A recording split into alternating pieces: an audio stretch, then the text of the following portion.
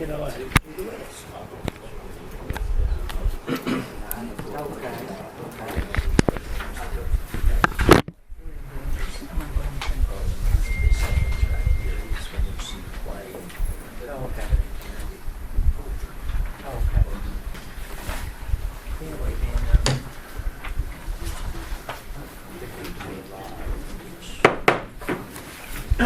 Good evening, everyone. I'd like to call tonight's special city council meeting to order. Today is Tuesday, April 11, 2023, and we're located in the council chambers of Kermit City Hall. By calling the meeting to order, I'd like to recognize that any citizen recognized by the mayor may appear in progress. to present pertinent information before the council. The open meeting law, Article 6252-17 VTCS, however, prohibits the council from rendering a decision unless prior notice has been given and posted publicly 72 hours in advance of the meeting, and the person or person's name and subject appears on the posted agenda.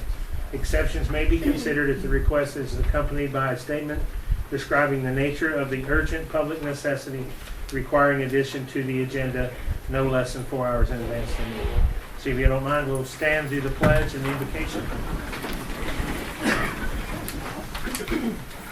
I pledge allegiance to the flag of the United States of America and to the republic for which it stands, one nation, under God, indivisible, with liberty and justice for all. Honor the Texas flag. I pledge allegiance to thee, Texas, one state, under God, one and indivisible. And our invocation tonight is going to be by Mrs. Martha Staccio from the United Methodist Church. Let us pray. Father, be with this council tonight as they conduct the business brought before it. May they listen with understanding and open minds. May they deal with the issues with honesty and fairness so that this council and this city may move beyond differences and concentrate on making Kermit a safer and better place to live. In your most holy name we pray. Amen. Amen. Thank you, Mr. Martha. I apologize for being so warm in here today, but we'll get through it.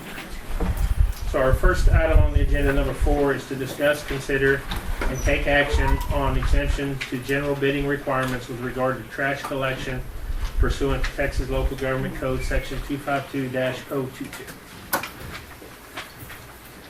Mayor and Council, we previously discussed generally the city's required to go out for bidding on projects, but there is an exception under the Texas Local Government Code, specifically for health and safety reasons. So the council needs to deliberate the current state of our trash services and whether it poses a threat to health and safety for the community and make a determination.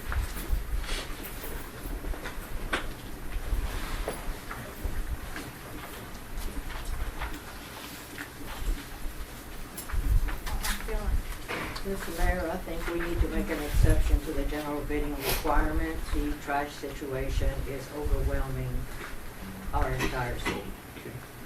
Agree with that. Is this in conjunction with number 5 to discuss and consider action on Yes. Republic? Okay. So we can kind of talk about our, I kind of let you take the lead if you want with these lists you gave us. You gotta make a motion on 4. And the council can make a determination that there are health and safety reasons to justify going around the bidding requirement, and that's not going to require you to approve the contract. You're just making the determination that there are health and safety reasons. All right. So you had a motion. Yes, sir. Okay, can y'all please talk a little louder? Yes, ma'am. So we have a motion and a second to discuss, consider. If you're on the camera, can you mute, please? Item 4 is to discuss, consider, and/or take action on an exemption to discuss the general bidding requirement, or bypass the general bidding requirement. We have a motion and a second. All in favor? Aye. Any opposed? Motion carries. Okay, so our next item on the agenda is to discuss and consider action on the draft contract from Republic for sanitation service. Oh, that's right. Sorry about that. Okay, so I've got Matthew here, so if he wants to come up in case y'all have any questions. He forwarded the contract to me, and I gave you an updated list with pricing. It's considerably more than what we actually collect for revenue. But I think we're at a situation we've got to make a decision. I gave y'all, well, Rita typed up a pros and cons of keeping the service with the city or going out for third party. There's a lot, I mean, this is a big number. This is a big number for us to look at. But I think we're at a point now that TCEQ is starting to step in, and we are going to have to make a decision and do something quick. So, Matt, you want to come up? Mayor and Council, Matthew Peterson, Republic Services, Municipal Manager. Thank you for the opportunity to be here again tonight. Since our last discussion, there's been a frenzy of activity trying to continue down the path of providing a draft contract to the city with pricing based on our evaluation of the current system and how we could better serve the citizens and assist the city in this crisis.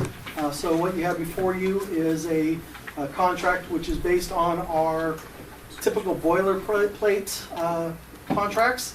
There are some variations to tailor to fit the city's preferences, and some pricing that has been provided on Exhibit B that will allow for the services to commence based on the current equipment that is available within the city. There's a number of types of containers that are in use in the city for residential and commercial. Again, this is focused on residential and commercial services, as the city will maintain the industrial roll-off as well as the cardboard collection and recycling programs, as well as the CCS. Apologize for that. I thought it was a question. So, any questions you may have, our team is working vigorously to make ourselves available. Brief conversation with Public Works Director. We are prepared to move trucks in as early as Monday morning and assist with the backlog of waste. There is going to be a period that we're going to be working hand in hand with staff to try to dig out, if you will, from the current situation. That will take some time, and there will be some adjustments that are made along the way. We do anticipate, the first number of weeks will be focused on that cleanup effort, and as we move into the subsequent months, some of those adjustments will be made in concert with or collaboration, if you will, with the city staff to determine the areas that could utilize more or less containers. This proposal is based on a one-time per week residential collection, so we do anticipate that there will be the need for some additional containers in some areas. And then on the commercial side, there are a series of commercial customers that utilize one time per week, and then another series that go more frequently, 2 to 5 times per week. So our plan is to have drivers working within the city 5 days per week, and focusing on different responsibilities, different areas. And so part of that, the next couple of weeks will also be, again, trying to figure out the best routing and service dates, based on different segments of the city. And moving forward, we'll work again in collaboration with city staff and council to determine what the best service days are and set a regular schedule. I did have one question, and I don't know if you can answer it or maybe Frankie can answer. So I saw on the contract that we are required to carry the insurance. Do we know what that's going to run us as well? Am I reading that correct? No, they carry it. So it's okay. Correct. Yes, and the insurance that is described in the contract is the levels of insurance that we would provide under the contract, Okay. which are significant Yeah, Okay. they coverage. are. So we don't have to. Okay. Matthew, I do have a question. On your Exhibit A, you've got definitions, 2.1 bundle. Tree, shrub, brush trimmings, newspapers, and magazines to be securely tied, blah, blah, blah. Are you referring, where is this going to be stored? In the alley, or do you want it up front in the sidewalk, or? So in some contracts, and this, again, working mostly from boilerplate, some contracts include a bulk service, and that's something that we can entertain. We would love to have that discussion, but again, in the interest of expediency, trying to get to the point where we can get in here and help you out. You'll see some of those terms that may not specifically apply to the contract as it's written today, but if those terms were or services were to be discussed, then we have some definitions to tailor our discussion and assist in understanding the verbiage of what would be meant. Okay. Frankie, would we still be able to do the sidewalk pickup? Yes. Okay. Because we don't have the CCS open. Okay, So so, we still have our roll-off service, so we're able to rent. okay, so we're not doing away with the sidewalk pickup? No. Okay, Matthew, and one more, I got two more questions and I'll leave you alone, let somebody else jump in. Okay. On page 2, collection operations, 3.3, routes of collection. You're talking about the waste management, the charter, or I'm sorry, the additional business, additional customers. Which section was that again? 3.3, I believe it is.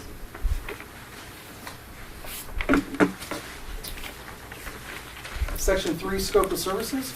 I think so, where it's, you're talking about whether or not the city should re-annex. Then Okay. you'd have to renegotiate the rates. That's section 2, newly developed areas. Mm-hmm. Yes. So if the city were to engage in an annexation, say you have a new development on the outskirts, we would have a discussion, codify that, maybe with a simple letter, and include that as far as moving forward with services. Okay.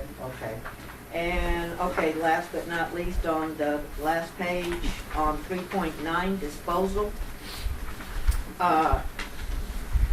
the rates will be as they are as long as you keep using charter waste landfill.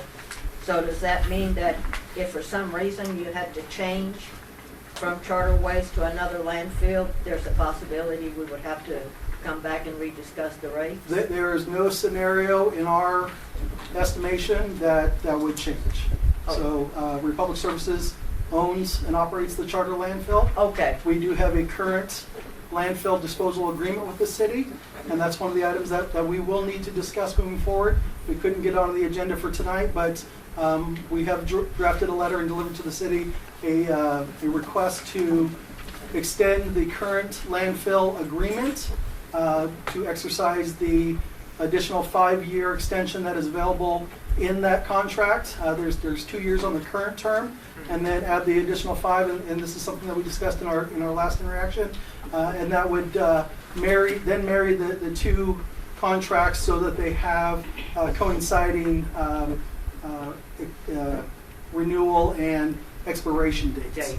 So, Okay. and that's again to assist the city in document keeping and keeping your system all together in one cohesive unit. Okay. And on your Exhibit B, on your pricing, you have polycarts. Are you suggesting we all go to polycarts, or? You currently utilize a number of polycarts in the city. It's a very small number.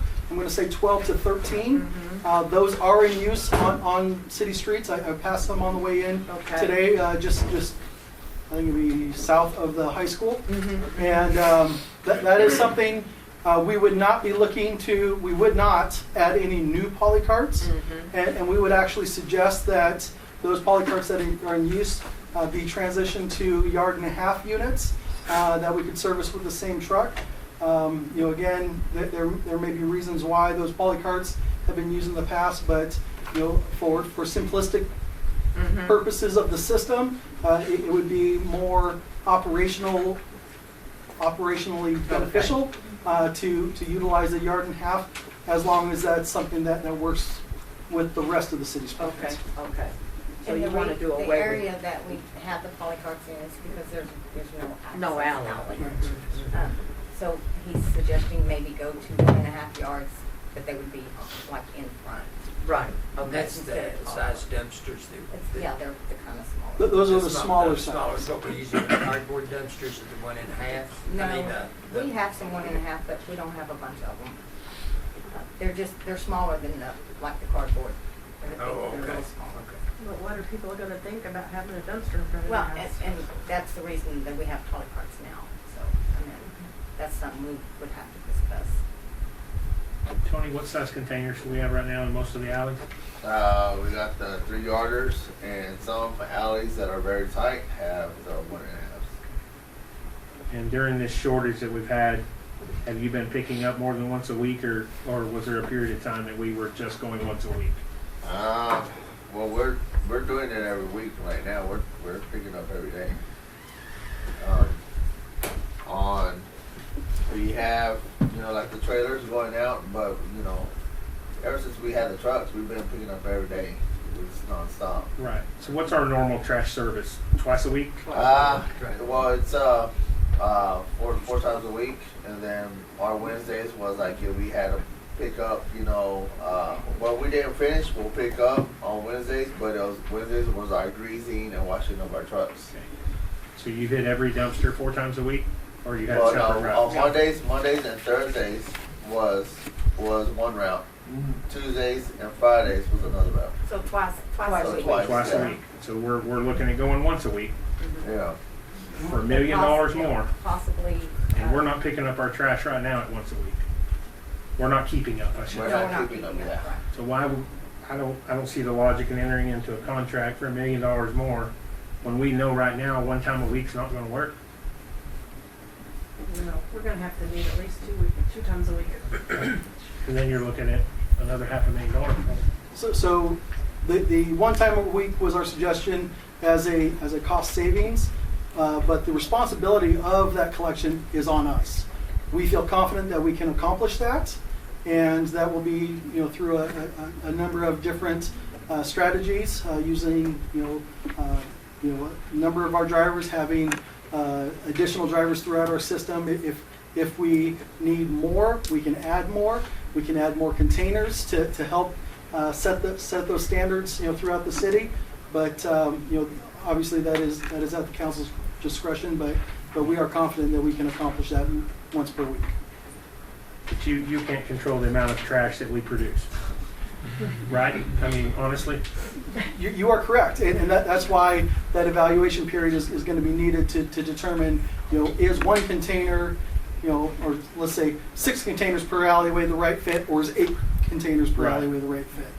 So And that- there's very likely that we will add containers in the Deficient in some system. areas. Yes. But at that, then our cost will also go up because it's $87 per dumpster per dump. If you see we're deficient Per month. per month. Okay. If you see we're deficient and we have to put in more dumpsters, that $1 million estimate that Ms. Rita was able to come up with, and I know it's just an estimate, but that's on top of that. I mean, if we ask you to set more dumpsters, your price has got to go up. And as the city expands, or you go through boom and bust cycles, the number of those containers are going to fluctuate along with that. And again, this is a snapshot of what we see on the ground today, and how we would suggest addressing that. What is our trash charge? I meant to bring a copy of my water bill and I got off of that. What do we charge a month now for? Residential is $30 a month, but it's 4 houses for 1 dumpster. So for that 1 dumpster, we're collecting $120. Per household? Well, per Per dumpster. dumpster. Per dumpster. Per Yeah. dumpster. Yeah. But if there were 4 households, otherwise it'd be $120 a month for the dumpster. Yes, for that 1 dumpster. For 4 Yes. on the water, that'd be tacked to 4 water bills, $30. Yes, yeah. And commercial rate for somebody that gets picked up 3 times a week is going to double, basically. So for the same size dumpster with the pricing here, it's gonna go up to $87. Well, residential. our For commercial inside is 44, I think.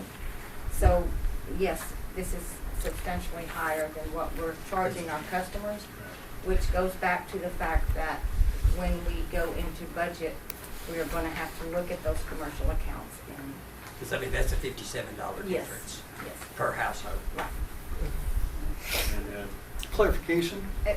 Am I? So, saying I think you're talking a household being on a yard and a half, and I think I hear you talking that a yard, 4 customers is on a 3 yard. Yeah. Is that accurate? Right. So there would be a $5 difference. Right, 20, 100, So $120 collecting- versus what we propose at $125. But on a commercial account, that business has their own account. In commercial inside, it's only 50, it may be $54? I can't remember. I would just. Oh, looking So at here, what you're it's gonna be. you're saying a commercial 3 yard is 125, that's what he's trying to say, there's a big difference in what we're collecting Okay. Yeah. versus what you're going to charge us. Charges. I So was that just would trying to have figure to the be difference. so our yard and a half commercial inside the city right now, we're billing, what are we billing the business? 50? Is that what you said a month? I think it's 54, I can go look real quick. Yeah, you know, it's fine. I thought my bill was higher. I mean, Okay, and Well, another if you thing- have more than one dumpster, I then do, I have you're 4. getting charged for each And I'm getting picked dumpster. up 4 times a week, or 3, and I have 4 times a week. So, but that's fine. So it, like, the way we're sitting right now, if a household shared, 4 households shared a 3-yard dumpster, it would be $120 a month added to the water, on the water bill per resident. No. Just 40. No. So 4 houses get charged $30 a month. Those 4 houses share that one dumpster. Yes. That's 100. So we're getting That's $120 for that dumpster that they're sharing per month. Mhm.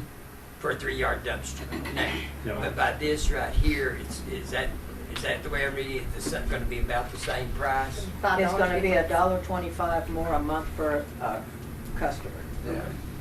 But it's only getting picked up one time a week. once a month, yeah, once a week. All right, I just wanna make sure I have my facts right. Because you know, as soon as the dump truck comes by and empties out that dumpster, somebody's gonna say, oh, it's empty, and they're gonna run out and they're gonna fill it up. Drive across And town. we definitely do anticipate that in the next couple of weeks as, again, we understand that that's occurring today. You know, it'll take some time to get that cleaned up. And once we work through that and things start to settle in, then we can make some adjustments and figure out the right fit for the city. And another option we might need to look at is educating our citizens on what can go in the dumpster. Good luck with that one. When you put 10 boxes in there, you're not gonna get any household trash. If you put a bicycle in there, you're not gonna, or grass clippings. How about a refrigerator? Or we've had couches, Well, my dumpster, I've seen boxes, Yeah, They're just big boxes. big boxes. I mean, I think that as the city side, we should try to reach out and educate what goes in, because we do offer the curb pickup, we do have the recycle center, we do have the collection station, so there's available places for them to take that stuff. The things that go in the dumpster is actually that comes out of your trash can in the house. That's all that really needs to go in there. So I think more education. That's not what people do. No, they don't. They don't. And so this is basically the offer we were looking for starting back last September, kind of something And along we, those yeah, lines. we do. And I guess it's good that we didn't get it back then because we might not have realized how of a bad bind we would be in picking up once a week. I don't think once a week's gonna solve our problem. I think it's gonna cost us $1 million and we're still gonna have trash in there. I agree.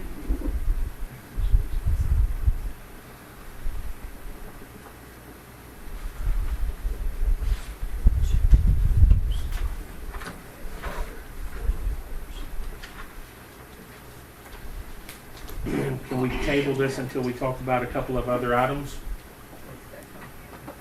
Yes, ma'am. I don't know if something can be brought up, but $1 million in that, I had suggested last time, I mean, giving a raise to the, the people that work Anybody. here. Yeah, $1 million is a lot of You money. probably get easier to hire people if you had a higher pay it than $1 million. I agree. What is our budget for trash right now? 1.2. 1.2. And if you look At your cons, to keep Yeah. trash service within the city. yeah, check your list of We would need to increase the starting salary for drivers Mhm. up to at least $25, with no guarantee of any applicants. Time delay between applicants hiring and training.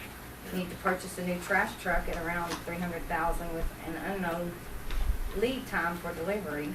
Need to prioritize maintenance on trash trucks over everything else to ensure the stay functioning. Payroll costs would increase, would not solve the immediate problem of trash pickup. TCQ would be considering action on the city. Would still result in a shortfall between revenue and expenses due to increased payroll cost, insurance, landfill fees, workers' comp, maintenance costs. Citizens would still be complaining because of the time needed to implement hiring and a new truck, and landfill fees would remain as current. What issues are we facing with TC? EQ, I'll get it spit out in a minute, so.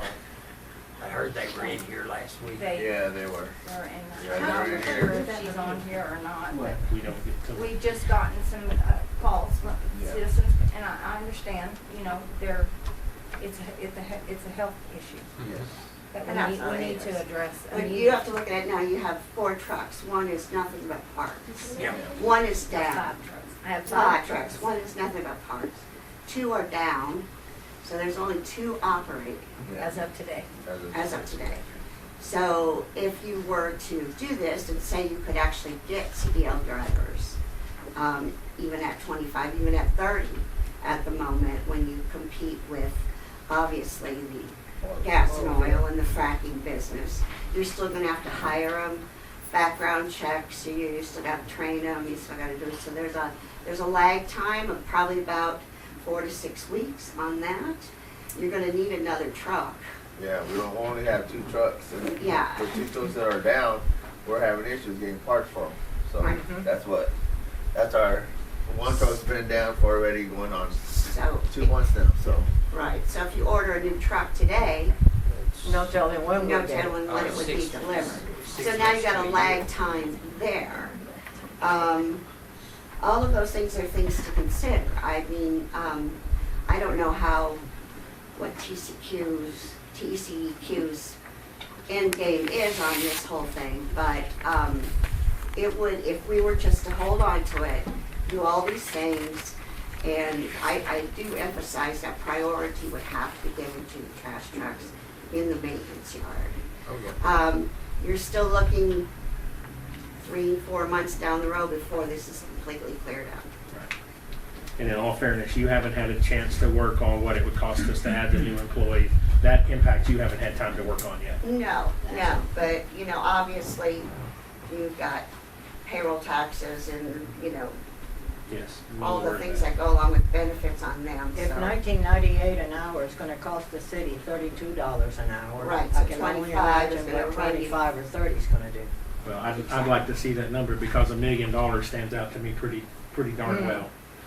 That we don't have unless there's a money tree somewhere. I guess the main issue here is getting with TCEQ and seeing what they want to see happen and in what time frame. Okay, well, he mentioned that he could put additional dumpsters to kind of alleviate. Why can't we do that? We still have We 2 don't have the trucks. dumpsters. There's a truck to haul. Yeah, them. we still have but we don't have the dumpsters, no. And we don't have the dumpsters. No. We have 2 trucks, so even if you had the dumpsters. Yeah, you still even if just we have had 2 the trucks. dumpsters, we still have 2 trucks. We had a truck that's been down for almost over a year now. We have one, the brand new one that we have is down because of the sensors. And that one's been down for 2 months now. The other truck that we have has been down for 4 weeks now, so. Let me go back to We that. don't have the budget. And we don't have, we're having issues getting parts. That's the whole issue of it, is getting parts. My next question. Yep, So- thank you, China. Yeah. I agree with, I think we need numbers. That's what we're doing now. I mean, in comparison, what's the big gap? Is it Because the Million gap to- may is not it a- be a million. is It's it a Well, obviously it's not gonna be a definitely million. not going to be a million. Is it a million to million and we Again. still got 1 week trash? Or Well, then what we need to do is get with TCEQ and see what kind of lead time they're going to give us to rectify our issues. Were we sided That's the on one. No, stuff or no, anything from no, TCEQ? they're just concerned. They're concerned that shit right now. I Okay. think we all. But they do want to know what's going to happen tonight, because I did tell them that we're going to have a meeting about it. A council meeting they're supposed to be on. I gave them the website and everything, so they're supposed to be on. And if they're not, they want to know tomorrow morning what decision is. Yeah. So, And then they're going to go forward from there. so can we table this item for just a moment? And when we get to number 7, which also deals with this, then we may have a little more information and then pick this one back up? Okay, I guess I'd have to entertain a motion for that. I'll make a motion to table the item number 7. Five Five. on the, I'm sorry, 5 on the agenda and reiterate on it I'll second. shortly. Okay, so we have a motion and a second to table item number 5 until we get past item number 7. All in favor? Aye. Any opposed? Okay. Item number 6 is discuss and consider engagement letter from Whitley Penn regarding the municipal court citation audit. Okay, the council, we have, realized that a city ordinance, we needed to do an audit on the PD citations. So you asked me to get a quote for an auditor to do, since it's never been done, that, to my knowledge, that we would do a period of 1 year on the citations from Top Sync. And the cost is, she's $4,500 to do that, so. Plus out-of-pocket expenses? Or is she estimating that in there? She's estimating, I'm assuming the estimate is $4,500. That would be paid out of General, yeah. just the general fund. Cheryl, didn't you mention at one point that that's a possible audit you could perform with the software you have? Or am I thinking of something else? The new tickets, yes, but not the old ones because they were never put in correctly.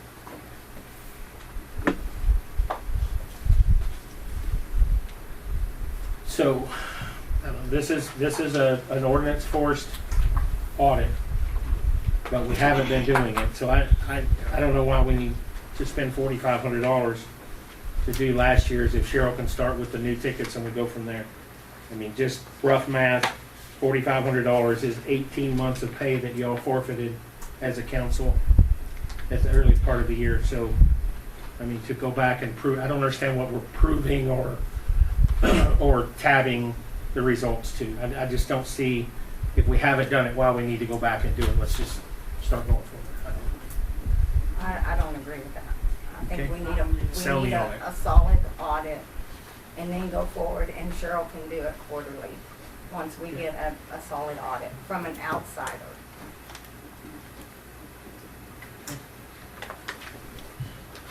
Because I think this is gonna go with, we're trying to buy a program right now, is that correct? We're looking at a program to do these different things. We're looking at the cost is phenomenal. But it's something that we're wanting, and something that we're apparently needing, is that correct? Well, no, costing's working fine. For you or for everybody that's using it? I mean, I don't have Top anybody. Sync is working fine and my department's working fine. I need them to join together. Brazos does that for us. If we buy So Brazos. there's 2 different ones, Collogic, which we already have a lot of the programs with our stuff, and then there's Brazos that we've got a large fee. But we'll be in compliance. Will be, So- and they already have Encode, which is what she uses for hers. Okay. But we already have collagen. No. No. Copsing. If we get Brazos, we get rid of Copsing. Copsic's an outdated program. They're through the same company. The Copsic is outdated. It went underfunded a long time ago with a lot of funding. So do y'all feel like this audit is something that needs to be done? Absolutely. Just You're off the right. top of my head right now, I've got over 30 tickets that I can't count.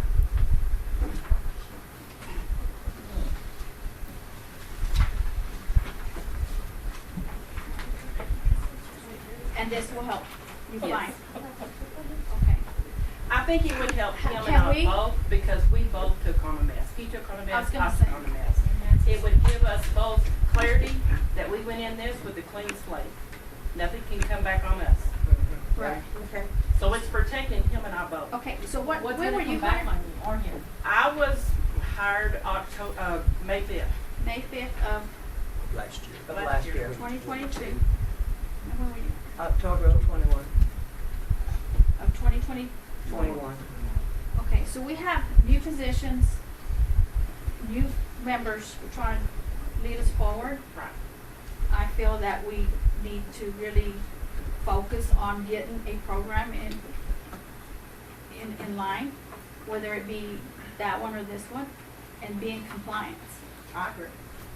So I feel we save the 45, just buy what they need, that they're gonna utilize here forward and keep us in compliance.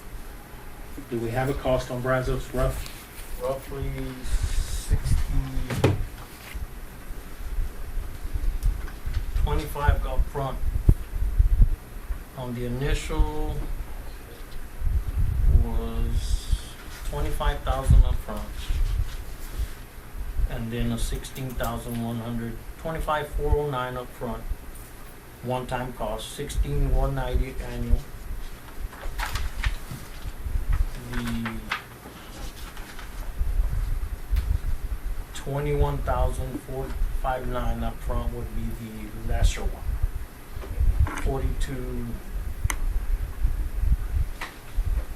42,585 annual, reoccurring. How much recurring? I'm sorry. 42,585. And I've been doing some research, and yes, I do have that quote, but I also have a quote for the CAD, our and RMS system through Collogic and CopSync. Brazos and Collogic do not work together, so therefore you're going to have to get a new CAD and a new RMS, and Yes. that is 40. looking at $77,000 right now. And we And have, it's 52,000 if we go the iCloud base. It's cheaper if we go with the in-house server. But cheaper may cost us more in the end, because if it's an old program or a crank or a program that's not gonna benefit us or work with us, then I'm gonna be stuck with a program that doesn't benefit us and I can't utilize and I can't sit there But and if get you're it going, corrected. if you're talking about getting the e-citations, then you need to do the whole quote, not Yes. just that portion. Right, it'll be the Because total. if you get that e-citations, you're gonna have to get the CAD and you're gonna have to get Yes, we that, are. which you did not mention to them. Well, I was about to read that one too. Okay. now, is there grants available for these programs? We applied for a grant. Is there more than I one don't grant? know if there's grants for technical, that's gonna depreciate after 5 or 6 years. I don't know if there's grants out there for that. So was the iCloud the only upgrade we would need from CopSync to Collogic? I know they're the same company, but y'all were talking about upgrading the program. Is that the only cost we would have is the iCloud? Or do we still Well, have to do the? I've got two different quotes. There's one with an iCloud, which is the annual maintenance on that reoccurring is $42,000 a year. Then there's a hard server quote, which I think that was only $10,000 a year, but your upfront cost is like $50,000 or $60,000. So I think, if I remember right now in my notes, this is something that was brought up 4 or 5 months ago. And we're still, Excuse me? The Wink Police Department and the sheriff, we all use Collogic and CopSync. And actually, this is not an agenda item, so we really need to move on and either make a decision on the audit. Okay, I feel that we should put something in place, have an outsourced audit, make sure, okay, we have this in place, we're gonna do our own audits, have them come in and verify, yes, this is correct, y'all are doing it. Where's that budget coming from, that $4,500? well, who's gonna pay for that? What section of the? I'm assuming it would come out of either municipal court or PD. But in the professional Or half and PD, half possibly. in the PD, we've been needing rifles, which is like 10,000 and $4,500 to do an audit. Hold on. She's speaking right now, and then we'll cut it off. I'm just saying there's $4,500 that because they feel, and when I say they, I'm assuming Ms. Wright and Ms. Frankie here, $4,500, and we've been asking, and this is just for what? What's supposed to come out of it? Are you expecting something bad to come out of? I'm not understanding. You can't say need it. Why is it needed? It's a city ordinance. It's a city ordinance. It's a city ordinance that we haven't, We have not been utilized. and we haven't done it, so we are, We're trying to be compliant. right, we're not compliant with it. how can So- we so ask? we- That comes out from the All general right, budget. That's enough. Order in the court. We have an agenda item to discuss and consider engagement letter from Whitley Penn regarding the municipal court citation on it. That's all we need to talk about tonight. Mr. Mayor, I'll make a motion that we approve the audit in order to put us in compliance with our own ordinances. I'll second. I have a motion and a second to accept the engagement letter from Whitley Penn on the municipal court citation audit. All in favor? Aye. Any opposed? Ms. Curry, that's opposed. Motion carries. And then we'll figure out where the money comes from. So it's 4 A's and 1 A. Yes, ma'am. Okay, so our next item on the agenda takes us back to the trash.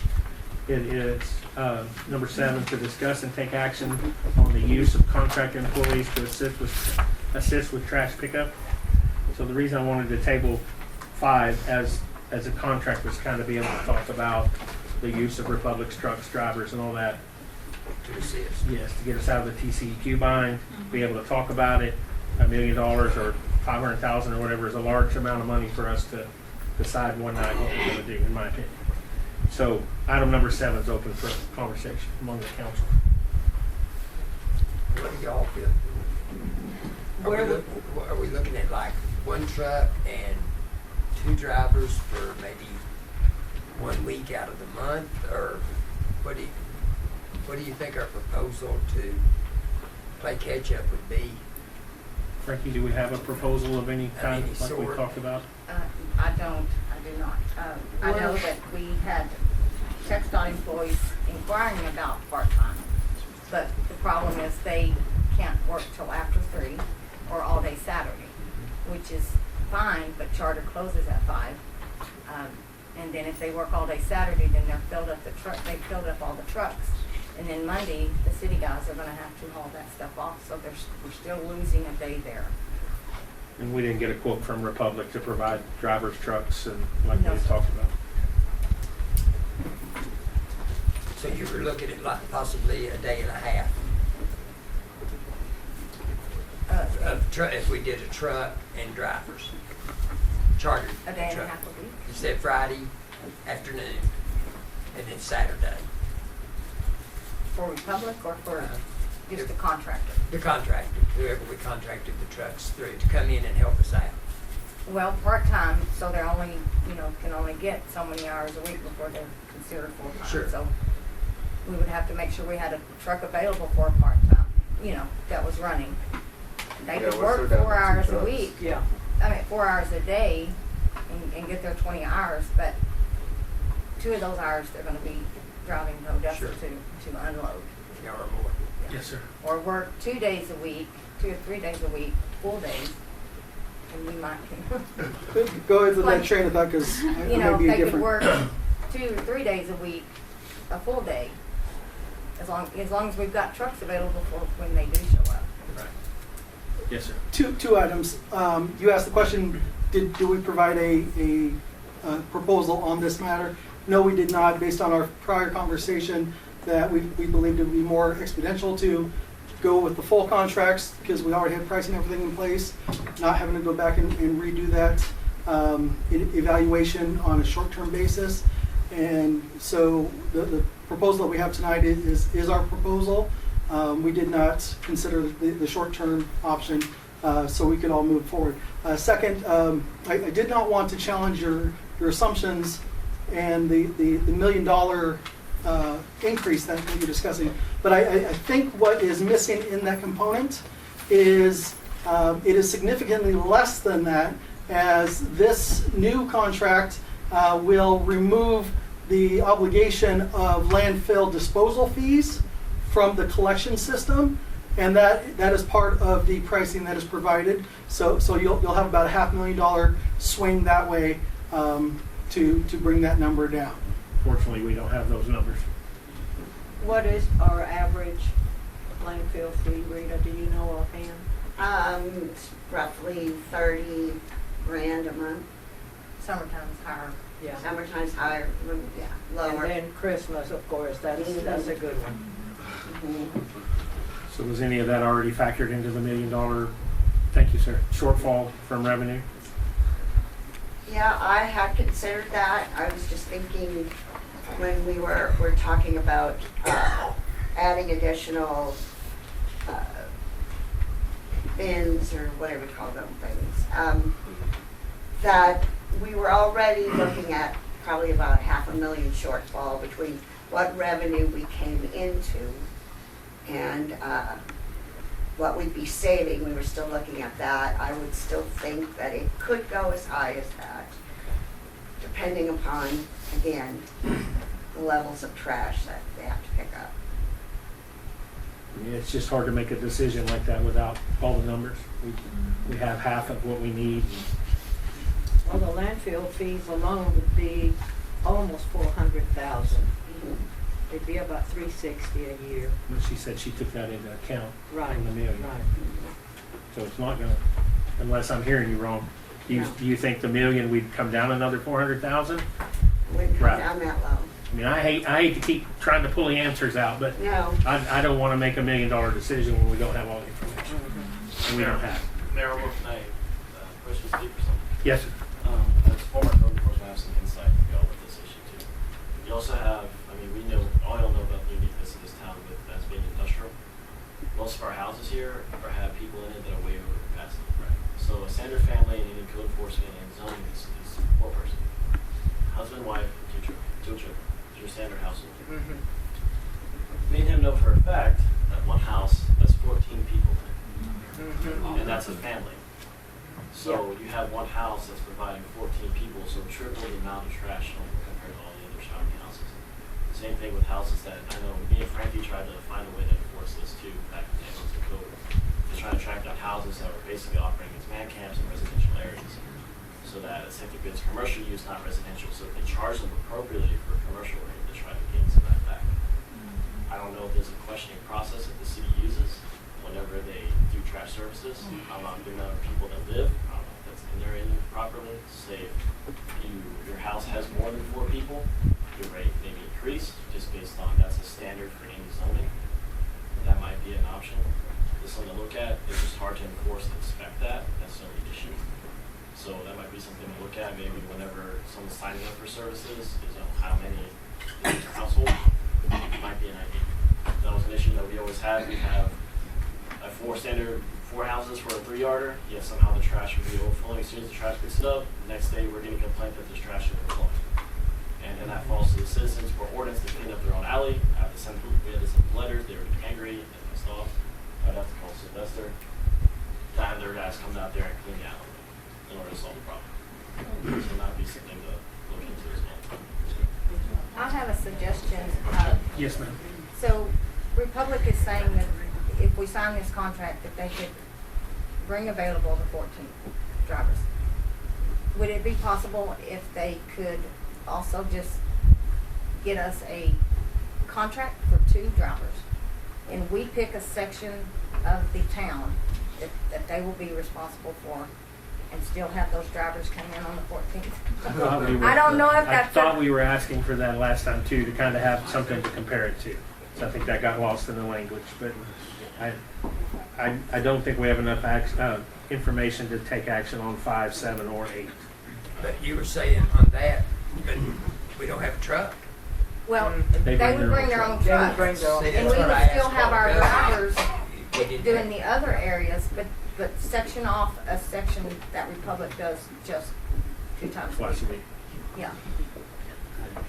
That might be a faster option, And then have our 2 trucks concentrate. and have our 2 trucks running also, yes.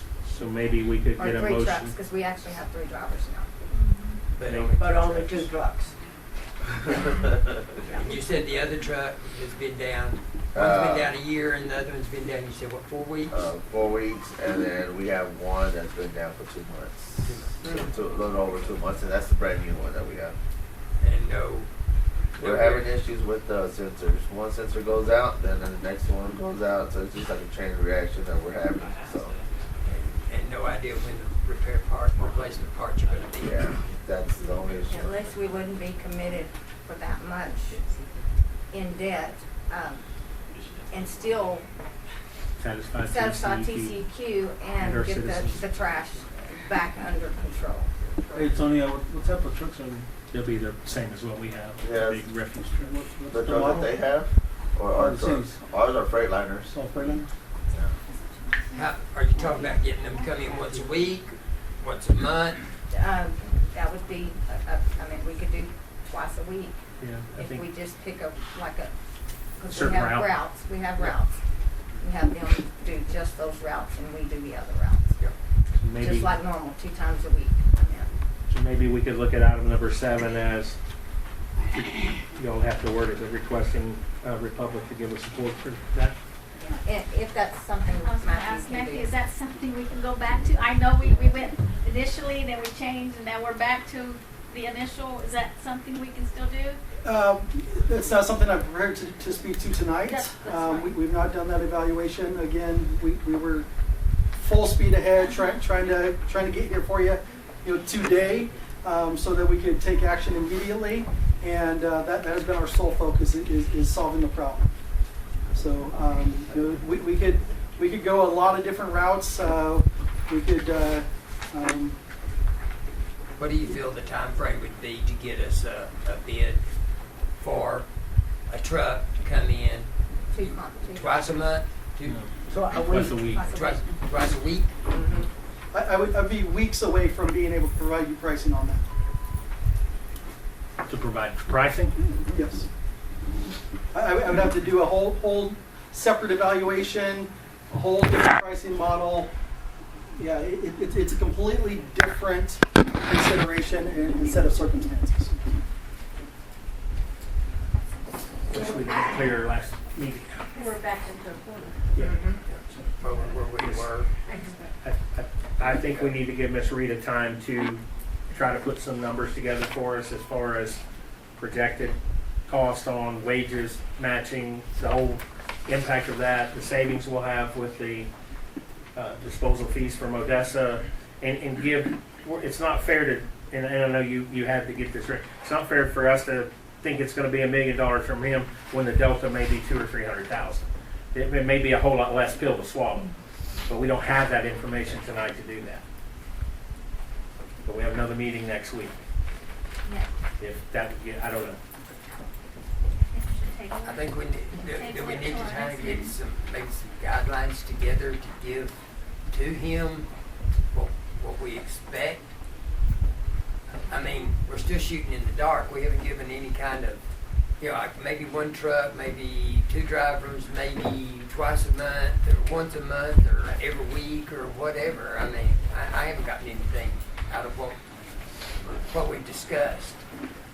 So he can give it, so we know what we're going to be expecting the man to do for us. What kind of quote to give us. I mean, is anybody? Sound like a beat a dead horse, but I thought we asked for that last meeting.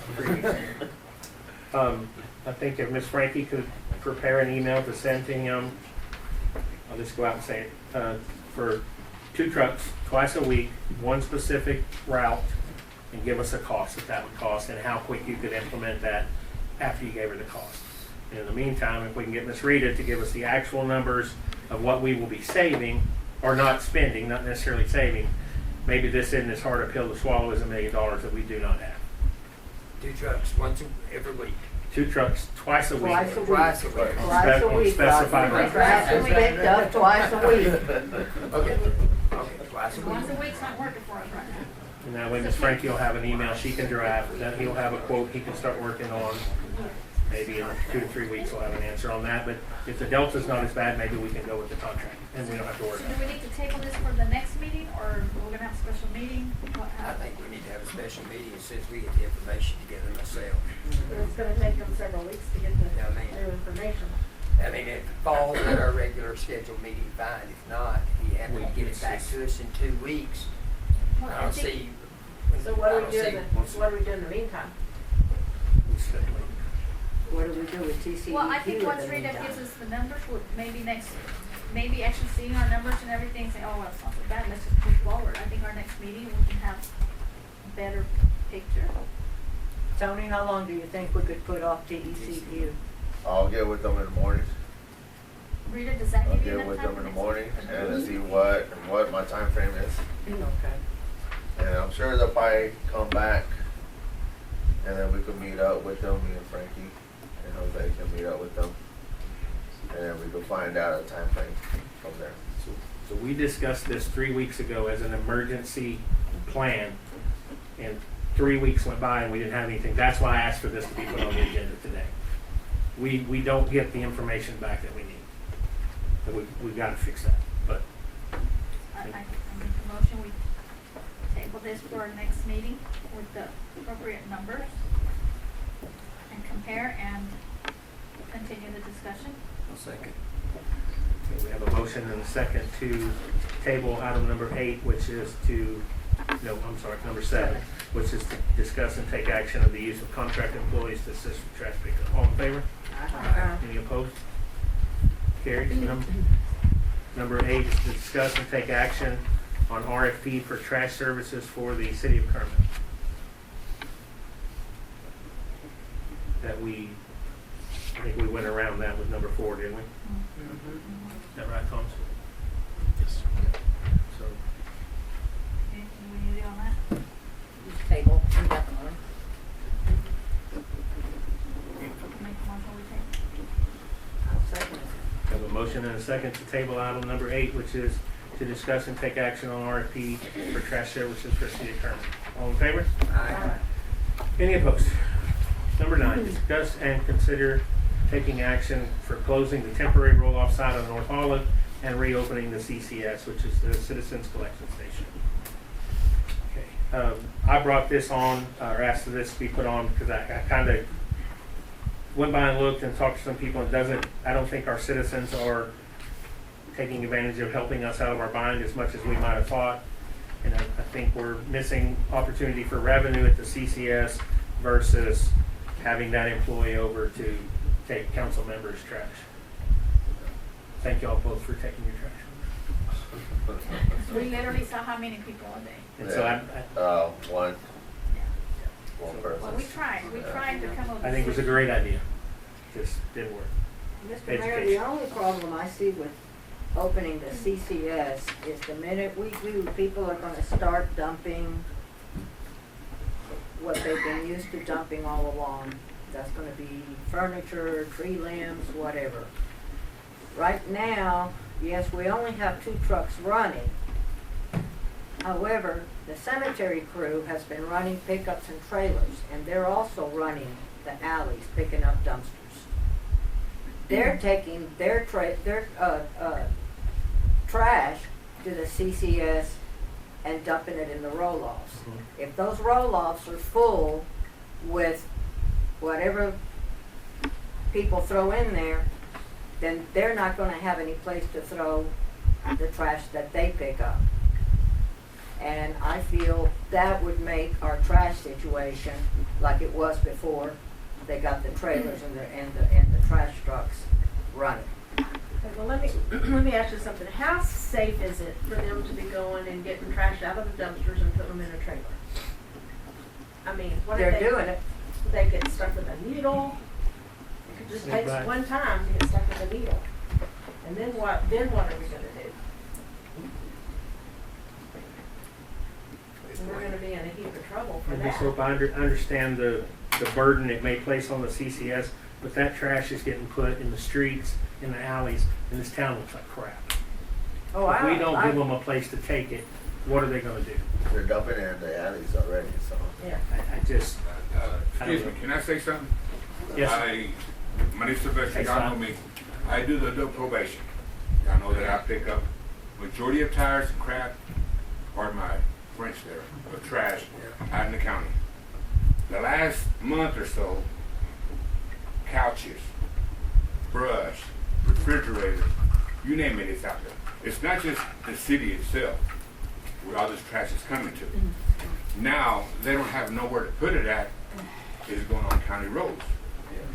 And I know the sheriff and his people, he's on a tight schedule too, so he can't run all that. So we're gonna have to do something. And You know. in objection to that, with I don't know if he's through yet, let's let him finish, and I will come to you. But what I'm saying though is, I don't know what kind of plan y'all got. If it's working, do it, but bring in trash. We gotta open up the CCS, and that's gonna definitely help the county itself. I'm not speaking on behalf of the county, I'm speaking on behalf of the city. I want the city to be clean, but the way we're going, before you know it's gonna be a big old mountain of trash out there. So, whatever y'all decide, it's gonna be up to y'all. Let's make a wise decision, please. Thanks, sir. Yes, And in objection to that, if there's no option for citizens to throw the trash, you have your code enforcement officer enforcing our ordinances.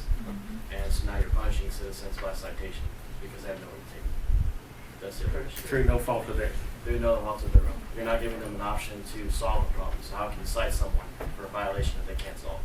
That's essentially a trap. Yeah. So that'd be an unlawful citation. So at that point, she has no right to enforce illegal dumping. Thanks, sir. So if we don't get the trash in some, if we don't get the CCS open back up and get that trash into roll-offs and pay that fee, I know it's more money, it's just gonna keep piling up like Sly says on the county roads, in the alleys. It's not gonna go away. It's And, been- I'm sorry. no, go ahead. It's been a long time since this town has been cleaned. A long time. We have got to do something to get it cleaned up. I'm embarrassed. We've talked about community pride since I There is took none. office, and we're not doing our part either. I'm We don't embarrassed. have an option. We have to do something. This is a serious problem. So item 9 is to discuss closing the temporary roll-off site on North Olive and reopening the CCS. I make a motion that we close the temporary roll-off and reopen the CCS. I'll second. A motion and a second to close the temporary roll-off site on North Olive and reopen the CCS. All in favor? Aye. Any opposed? Carries. Discuss, number 10 is discuss and take action regarding the request by 302 Lodging for sewer service. All I wanted on this was kind of like that 3 weeks ago, just an update. I think we were going to get an update the next day, and we still don't have it, so I don't know if there is any update, if TCQ gave us any information. Tony, you got an update from TCQ before I yes. recognize anybody? Yeah, for TCQ. So when I talked to them, they have no decisions where any taps or pipes or laying on sewer pipes are being let down. They don't care about any of that. That's our decision. All they care about is about the water quality, environmental, and sanitation control, or any major or minor disasters. That's all they take care of. They don't. So about the sewer lines and all that, they don't want anybody to be calling where they can lay their pets down. So the spacing in between Yeah. all that, they have no jurisdiction? Yes, Or no? it's all the desire. same. Okay, thank you very much. Yes, sir, come on up. We have Jeff Blood and Mike Hawkins, who are owners of 302 Lodging and Concrete Mobility. We made a special trip, or Jeff made a special trip to be here to try to resolve any of these matters, because he's very busy, and he says, I'll make the time. So just making sure we're aware of that. And I realize that time is precious and there are many items that sit before you. So I wanted to take a few minutes. My name is Jeff Flood. I was before the council about 4 years ago. And when I came before the council, I purchased the property on Highway 302 with the intention of having places to stay or a man camp.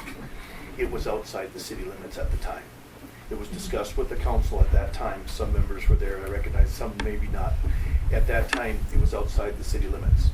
We agreed on the record back then on the docket that we would participate as a member of the city, meaning we would contribute local taxes, hotel motel tax, even though we were outside the city limits. We did adhere to that. In exchange, we requested to be annexed, or it was outside the city limits at the time. We agreed on the record that when the city expanded that we would plead no contest to be annexed into the city. We requested water, sewer, and sanitation. We were immediately granted access to water shortly after that meeting. We became and started participating in the sanitation system with the garbage. We were kind of directed. There was a person, Sylvester, I believe. I don't think he's with the city anymore. We were instructed to. There was not a city sewer line at the time because it was outside limits. We left off the record basically and said, if we can get our wastewater transferred to the existing city drain, that we could do it in a shallow area. TCEQ, as was just mentioned earlier before I started to speak, said that they didn't have any jurisdiction over it. We created a temporary solution to transfer the wastewater. It was processed water, it was through a grinder, and we transferred that water temporarily because they said at the time that within a year or two that the city, the way it was expanding, there would be a city line to access in the frontage. That line was used, water was transferred to the city.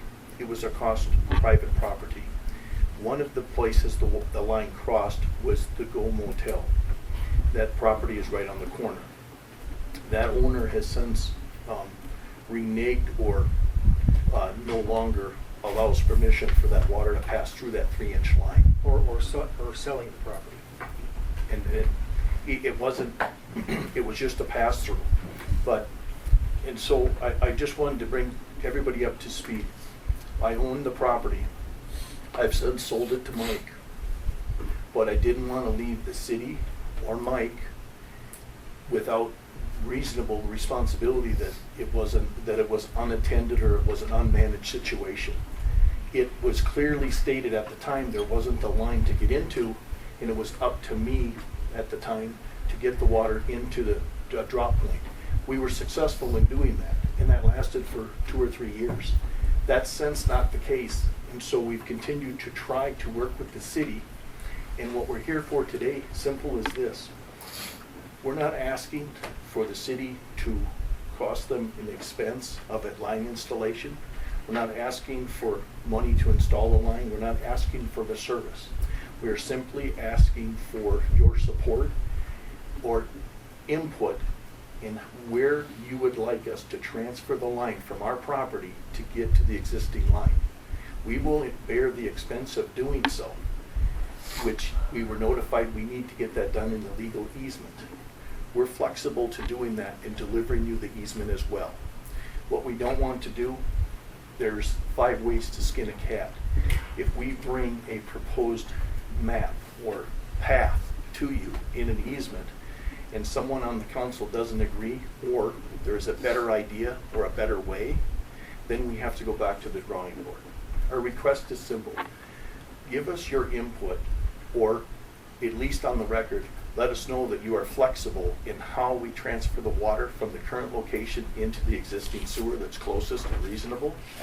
We will then gather the easement to do so, provide you a copy of that easement, install the pipe at our own expense, until such time that the city, I would eventually imagine, will end up with a sewer line, across the frontage road of the property.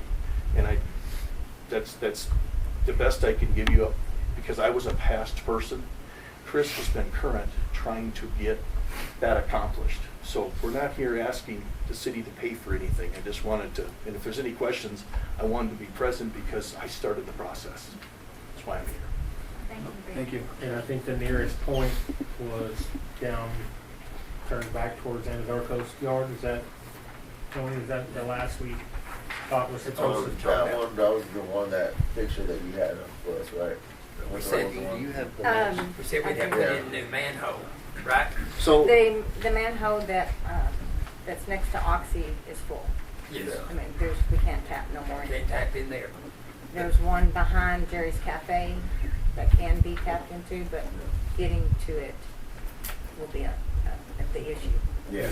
And then there's one over by the Winkle County Park that they have to go through county easement. So what about dropping, is there any way we could drop a new one, a new manhole in, or a new manhole could be dropped in? Well, there is one going across the street over by Van Street. But the thing is, to bore underneath the street of 302, going around that end, the only thing is, we need, if we're going to be doing something like that, we have to have an engineer, like, Park Hill, that knows what they're doing, knows what's the best thing to do. And the other thing as well, they have to get with the state to go underneath that road. That'll be the other way to get to it, and to be able to tap into our Van Street alley. But the thing is, they had to put a manhole as well over there. They can't just hook up to the line, they had to put a manhole in, because it's gonna be forced. So the cost, responsibility, burden, and all that, if the council was to decide, would fall back to y'all to decide if you're going under the road and you get all those environmental studies done and your engineer studies done and all that, or if you're going to another manhole, or if you think you can secure right away behind Jerry's, that would all be up to you. I think y'all are asking for is, will the city allow y'all to make a tap downstream? Correct. To the most reasonable location, not to burden, but I mean, we would respectfully ask that we get to the most logical or the closest lineal distance, And we all know it's not right in engineer front. Right, We all know that. Yeah, right, we have, that line's, yeah, we're not talking that line's about off the- limits. the love Can we sign. go towards the airport house behind us, go under the two roads, come up on the top of the hill, head towards the church? That's I mean, going that's the north. easiest way right there. Just going Right, north. so that would tie in where we were previously tied Tied in, in. right into that Y'all are manhole. gonna go down a county alley or something. Right, correct. County, So you'd have to get approval from the county for the easement. Well, before we can even go that far, we have to have city approval, and then we have to chase down the easements from the people who own the two end lands, and then go to the county.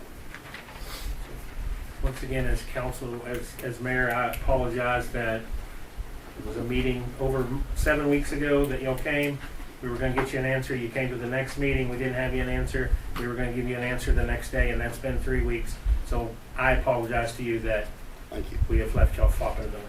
So I once did again, talk to the county judge, and he did specify that before any easements would be granted, and he wasn't for sure there would even be any grants granted, they would need like the engineering plats, design, everything before he would probably even entertain looking at it. That's no falls back on y'all. It's no Right, burden which to the is- city. that's We not would an take issue. on, we would take that on. But Ricky's all doing y'all's that burden. right now, right down the alley, so I mean, it makes the most sense. Right, we can have an engineer come in anytime, but before we can even, with good faith, call this guy in and say, hey, engineer this line. We have to give you permission that you can tap somewhere. Yes, At least we need to communicate to you what our intentions are, that what we bring to you was reasonably discussed and, unofficially, we're in accordance with, we want to be on the same page as the council, so we don't go through the efforts, and it's a moot point if we come back before you. That's all. Understand? Frankie, with the update from TCEQ, does that mean that now we can go in the front right away towards East Avenue down 302? I don't know if there's Sylvester would be the one to answer if there was enough room for another line. Well, did Honestly, TECQ say I don't that there was a spacing problem? Well, the thing No. is with They did not say, okay. TCQ has, they told me they have no jurisdiction on that site. So we're we're not not talking you space said in anymore, the right? meeting here No. tonight. Well, originally we city could have. decision. When I Yeah, met it's Sylvester the at the city's property. decision. It's the city's decision, Yeah. not, all they're worried about is disasters or anything like that, so. Do you have an idea of the spacing that's available right now before it's we ask anything. Sylvester? on the spacing. Well, there is a spacing there. We have it, but the thing is, it's already, we have so many lines through there already. Right. We don't want to put another line in there because if anything happens, it's gonna be a tight spot that we have to work through. There's other lines too. There's gas lines. There's our water line. We have 2 sewer lines going through it as well.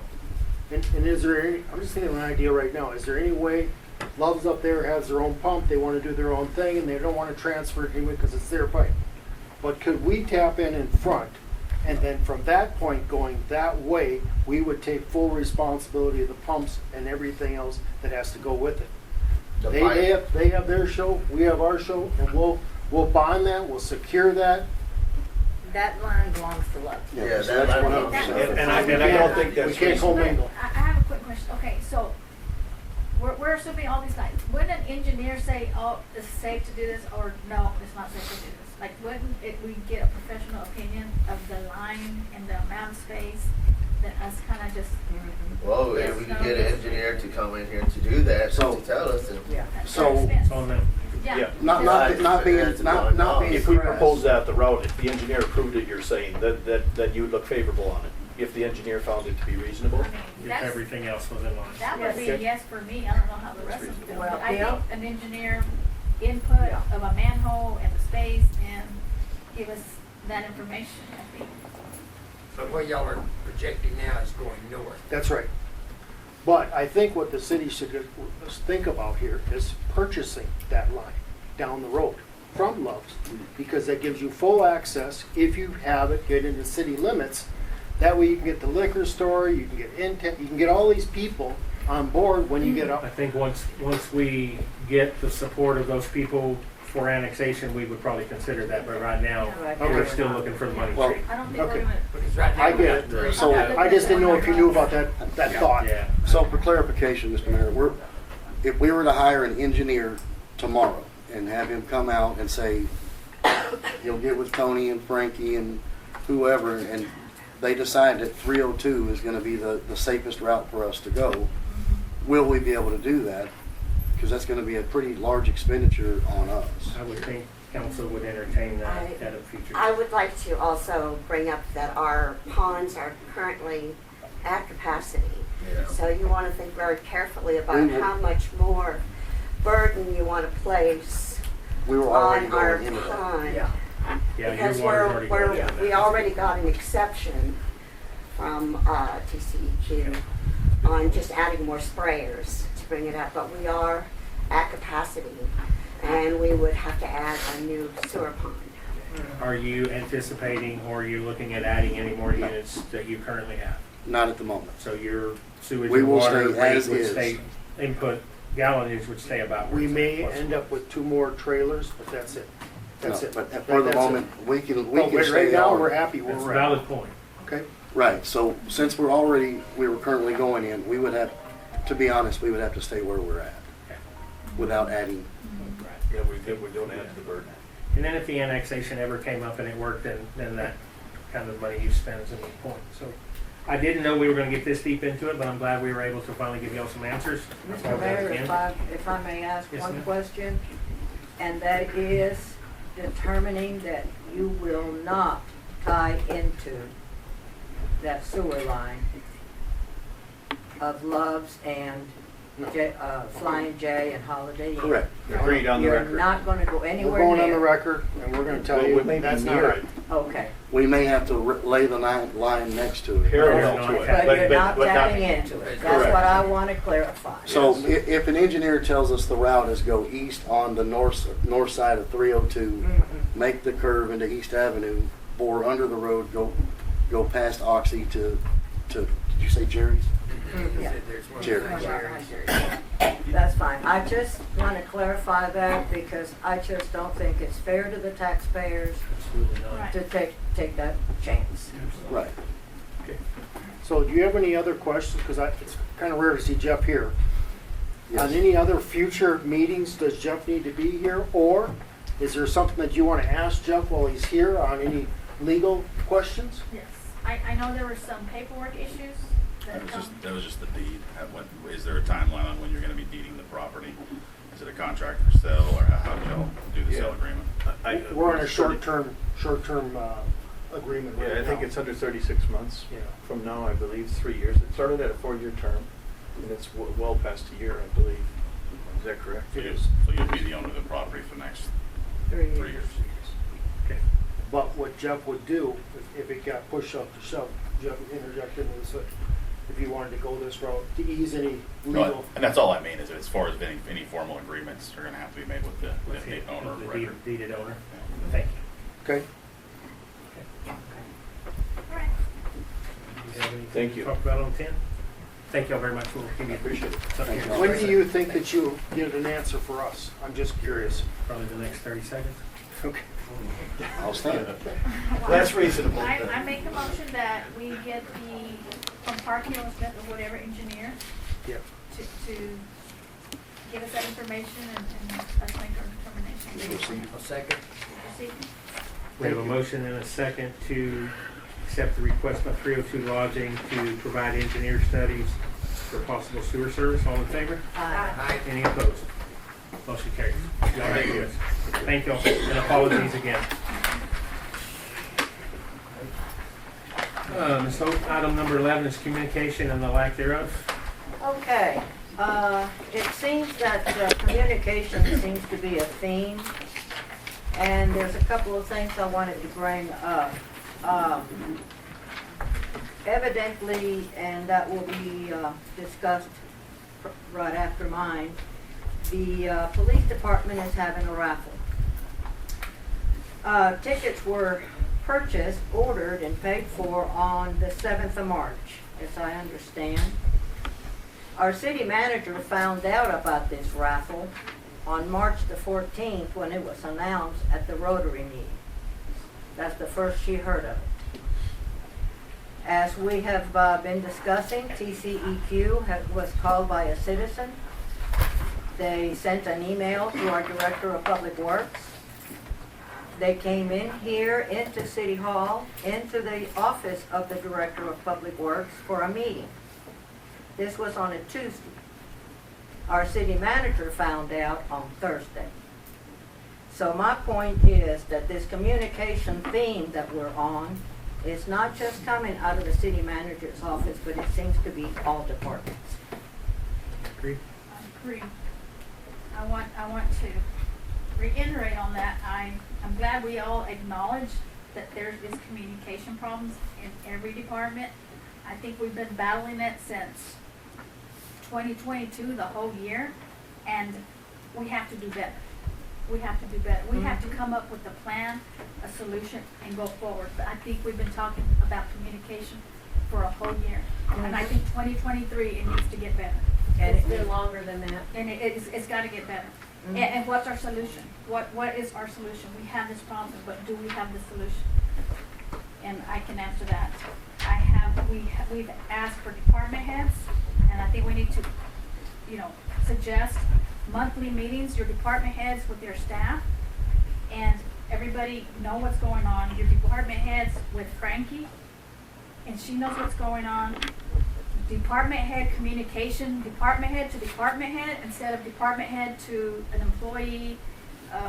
It should just be respect to one another, department head. I mean, we have to do something. And I think we've been talking a year of it. So what are we gonna do? It's the question. How are we gonna fix this? Unfortunately, we don't have an agenda item to take action, so this is just a communication. Right. I just wanted to bring it up that the city manager is not the only one. Absolutely not. Not at all. It's not intended to be taken that way. Anybody else on council want to talk about item 11 before we move on? Since it was not an action item, we'll move to number 12. Discuss and take action regarding the police department raffle. I actually, once again, asked for this to be put on. I think we need to, pending Attorney General, I've drawn blank on the word. Opinion. We need to get this behind us the best we can until we get an opinion from the Attorney General. So the raffle was held last year by the Knights of Columbus. We took those proceeds, we deposited them into a special fund, And there were the same, basically it's a repeat of last year, wash and rinse of last year, is that correct? Not entirely. Okay, what's the difference? Well, first of all, I want to address the raffle that happened last year. Once we realized the raffle was being conducted, first of all, it was a lot further into the process than it was this year when we found out. A meeting was held between myself, the city manager, finance director, city secretary was there, not necessarily participating in the conversation. But we were in a position where so much had already been done in advance of the raffle, we didn't feel it was possible to cancel the raffle at that point. The prizes had already been purchased, everything had already been done, but in that conversation, whenever we had a consensus to go ahead and deposit the money, it was made very clear in that room that there would no longer be raffles conducted by the city of Kermit. And like I said, it was myself, the city manager, city secretary, and the finance director were all there along with the chief. Has that been brought before council? Any No. of that before? I mean, is it in an ordinance? Is it? Not an ordinance. I did reference the meeting in my letter in response to the chief's grievance against the city manager. But I'm just telling y'all that this idea that it wasn't made absolutely clear that the raffles needed to stop is ridiculous. And I would ask y'all to ask the other 3 people present in the room. Okay. I have something. So, here on the meeting of February 16th, 2023. Now, this was in our minutes in the meeting. And this is coming from you, I think. It's in the minutes. It says raffles can only be done by non-profit organization. And the city of Kermit, KPD, does not fall under that category. Okay? Which we're aware of. But for 6 years, we did it. And we didn't catch it. So it seems like we got 6 years that we did it illegally, or however you want to say We it. did it for 6 years, and Why did it take 6 years to say, oh, man, this is wrong? Okay, but I'm not finished. I suggested to them if they could find a nonprofit organization such as a Lions Club to host a raffle, collect, this is in the minutes, the money and purchase the prizes, then the Lions Club could donate the proceeds to the Kermit Police Department, and that would be legal. I was advised at the PD that Kermit Police Department had asked the Knights of Columbus to host a raffle, and I stated that would be fine if they organized it, collected the money, purchased the prizes. Then, at the end of the raffle, they could donate the proceeds to KPD. And that's not what happened this year. The Kermit Police Department purchased the raffle tickets. They should have stayed entirely out of the raffle. Okay. So I emailed you, because next year, this time next year, or the next after that, because we already at 6 years, we're going to 7 now, 8. When we're going in April, we're going to run a raffle, because it's legal. I've reached out to Odessa and other areas. They can do raffles. I asked for a step-by-step, okay, what is the legal way so we don't have to keep going through this every year? I have yet to receive it. Well, and I responded in part of the email chains, Well, Councilwoman. we want an easy format that our council can say, okay, to run a raffle, guys, this year, these are the steps we gotta follow. We want a solution. We don't want problems. We want a solution. And that exists in the Occupations Code, Chapter 2022. I asked for you to give me one, so I can And you tell can the read council. the Occupations But- Code, Councilwoman. Okay. Okay, You can. It's in there. But It we're not gonna outlines the talk- We're not gonna process. talk down to the council. We're Right. not. but if you could, Actually, David, you're not going to determine what tone I use. You're not going to do that. You do not have the authority. I'm gonna ask you to step out until you can come back. And I'm going to tell you that I'm going to be. be sitting right here. We're not doing this. You are well beyond your authority. so, Excuse me just a second. I'm sorry. I'm not beyond my authority to control the decorum in this room, and I'm gonna ask you to politely step out until you can come back in and address the council in I'm a fine professional now. manner. I'm fine now. Okay. Just don't talk down. Okay, all I want is can you give us a list? This is how we run our raffle next year. It can be done. This is how we need to do it. Yes, and it could have easily been done had the chief of police communicated me about his intention to run a raffle, and that didn't happen.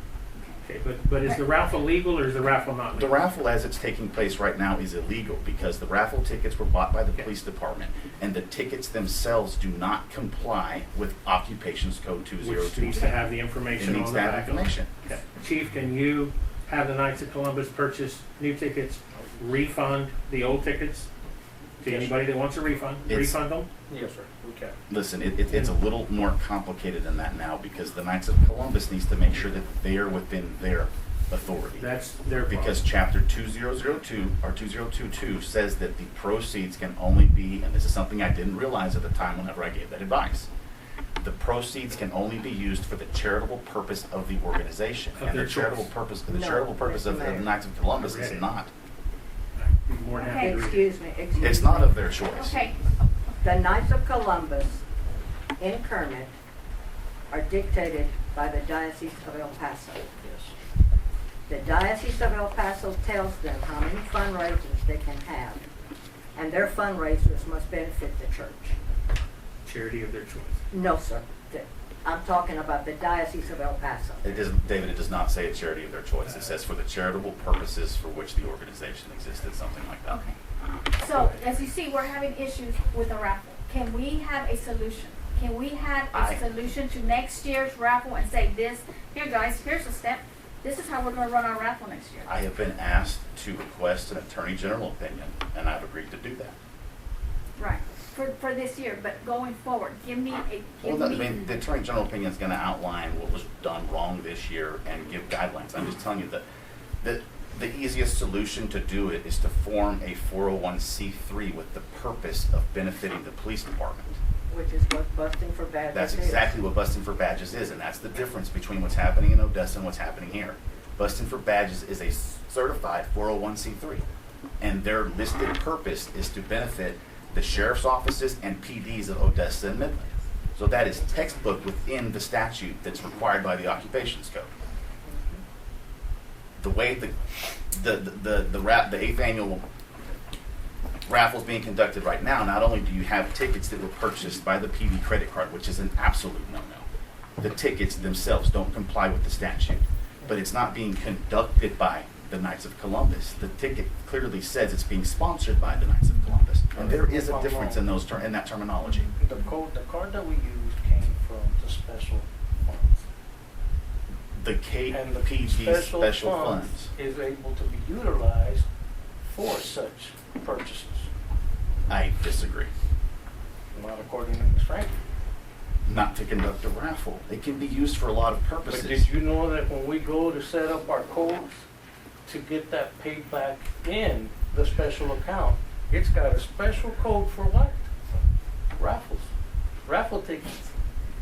That's great. That does not change the fact that the KPD is not a qualified organization to But the conduct Knights raffles. of Columbus is, and the Knights of Columbus already gave that approval. They gave approval, but what I'm needing to find out is exactly how the process went on. And I've made my request for information I need. Now Frankie, how was it ran prior to his coming in? How was this raffle run? How did it take place? Just like you said, just like it, Straight from PD? the money went into PD special. And there was no panic mode, there was nothing? There absolutely was a panic mode. Why did it take 6 years to take? But when I found out the specifics of what was going on at the raffle, the former chief shut down the raffles and was told that. There just wasn't communication when the current chief came on. And so the first time it happened last year, I understood that. I believed that he was not aware that he wasn't allowed to do it. But I made it very clear that they couldn't conduct the raffles anymore, and that's where we're running into the problem.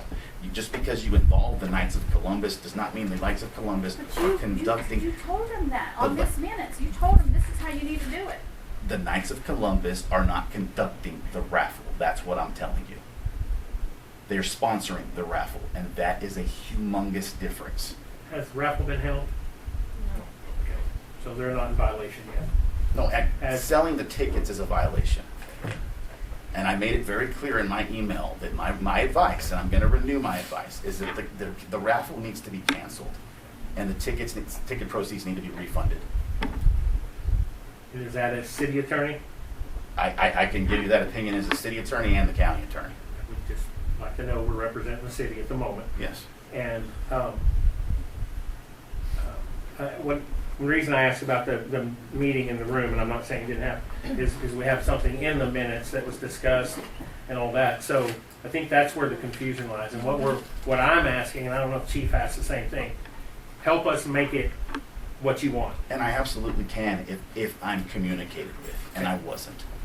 That needs to be very clear. Last year, I did go in the day after our meeting, and I asked to discuss the raffle with you, and you told me exactly, don't worry about it, Chief, you guys are okay. That did not, absolutely did not. God's honest truth. No, We what were it sitting was is you discussing were the worried about, health issue. no, let me finish. You were worried about actions being taken against you for the raffle that already conducted. And I said, don't worry about that. No. Not going to be the case this year. No, sir. Is that a threat? No, it's just a fact because y'all aren't listening to my advice. At some point, We are listening. We're asking you once again. I have repeated over and over again that the raffle needs to be canceled, that it violates occupation code 2022. I have made that clear repeatedly. Why am I being asked to repeat it over and over again? So we'll have good communication. We're gonna have a plan in place with all these guidelines on how to run the raffle next year. So we run into no problems. Am I? I can give you a game plan, but I've already That's told you what I the most important thing is establishing your own 501c3. Okay, that's what we're asking. Give me the input that we need to do to be in compliance so we can do that. That's And all I I'm can do asking. that. That's what I And I want. didn't respond to That's what your I want. email because you know as well as I do, I was bombarded with emails at that time. You are. But that was a simple request. I wasn't looking for a fine. I'm looking for guidance and legal advice. Tell me how to do this. And it's something that takes time, process, and planning. 8 years. We gotta get it right. Number 9, gotta get it right. I'm not 9 years, communication. let's do this. Let's be successful next year. If the chief was to cancel the raffle and begin a new raffle, could he do that with your guidance Under what timeline? tomorrow? No. I mean, we know some of the things that they're not in compliance with this year, the information on the tickets, the name of the person in charge of the Knights of Columbus. Can't remember what other, I think there was a third thing on there, the raffle items. Well, the biggest issue I'm seeing as far as that timeline is that the first step is to create a 501c3. I don't believe that the existing ones are going to be enough to be used anymore. How does it usually take to do the paperwork and the legalities of the 401c3? No, The 501c3. It does not take long. I've never done one, but I don't think it's that complicated. Mom does them all the time. Could it be something that could be checked into? When is that? Now, Is it who's gotta May? do this May the 501c3? 13th. PD? Us? Well- Who? Private citizen. I mean, the thing Okay, about we could the thing form- about busting for badges is, for one, you see a lot of involvement from police officers because they're members of busting for badges. They can create it, actually, Who can? like Sean or John. Yeah, anybody citizen. any citizen created. Okay. But Okay, it well, let's doesn't. go from there. It doesn't. Let's get Okay, this. so if we create a 501c3 that benefits all law enforcement, that way it would cover the sheriff, it would cover Wink and Kermit PD. Make it first responders, that covers EMS. Right, EMS. I mean, is it somebody So- wants to go ahead and start? A Tomorrow 501c3 morning, for checking first into it. responders. I mean, You got it. okay. You create a 501c, you And have I to just- pick out officers, Okay. and you have to have, Now we're reporting. talking, now we're getting. All right, so Now you we're need a communicating. president, vice Go ahead, president, Get right to the- and a secretary. You need a John president, Faust. vice president, and Robert secretary. Okay, You need to apply to the IRS for a TIN number. okay. Thank you. And My- they my- will, and you have to provide to them your code. There's codes of what kind of industry you're in and what you're doing. You provide them with that code. You tell them what they're for. You apply for this. You outline these are the officers, and then you will get a letter back from the IRS saying, yes, here's your TIN number. We approve your, 501c, and it'll give you the definition of what type of 501c. 501c is a nonprofit, true, but there's different nonprofits. Like Hope is saying, Catholic Charities is for Catholic charities. These are for professional membership organizations.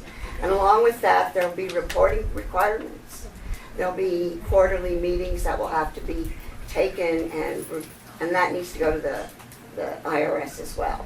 But those are the steps you take for a 501c3. They do this, they get granted the 501c3, then it's legal to do a raffle, correct?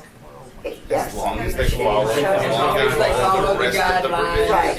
It is not a long statute, that's the problem. Hang on just a quick second, Cheryl. Hang on just a quick second, Cheryl. Go ahead.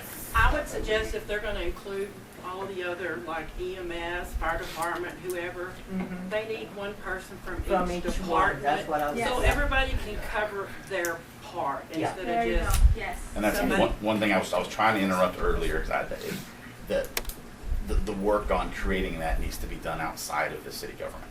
I mean, it needs to be done by private. It is against the So law here, for the government we've to given be enough involved advice. in a raffle.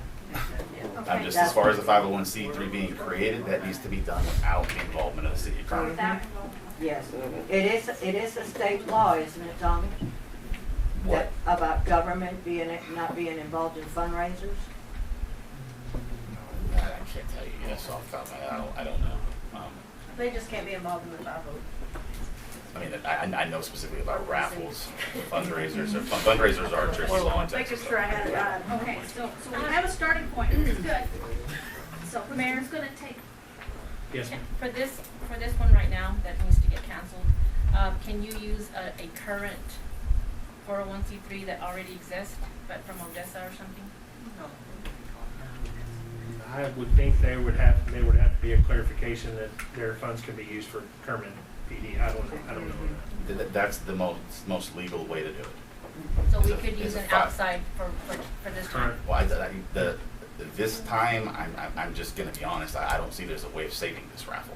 I don't understand why. Could you explain that, please? Because the tickets themselves are Okay, so we're violated. gonna buy new tickets. Tickets can be that. You that- take that- it. I'm not gonna argue with a member of the audience. I'm not trying to argue, sir. I really have a question. Okay, go ahead and ask the question. Go ahead and ask for the right question, that's now- decorum. Thomas, please. That's decorum. Stop it. I'm not gonna ask you. I You're asked not a running question. this meeting. The council's running this meeting. I know, to your benefit.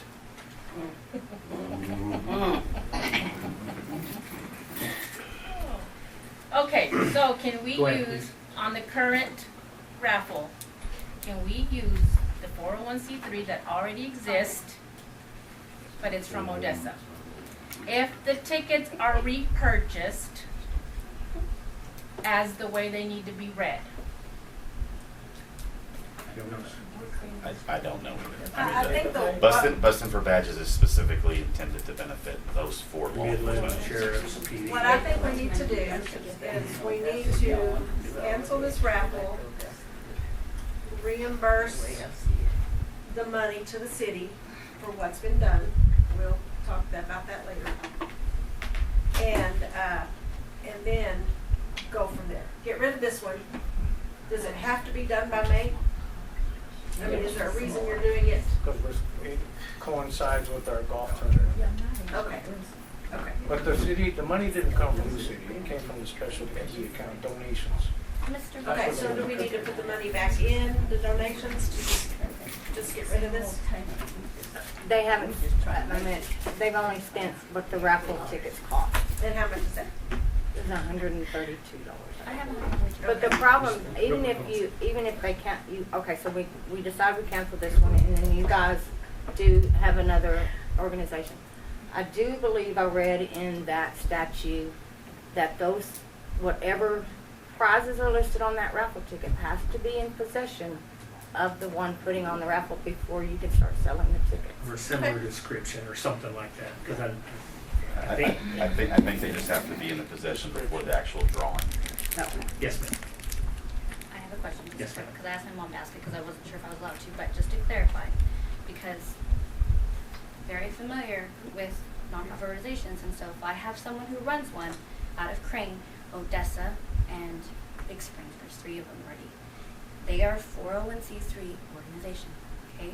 So all I'm saying is, if they are fundraising and they collect money, they're willing, they can donate, correct? That's all it is. It's just like one, they're saying, I'm gonna collect, I'm fundraising, I'm donating.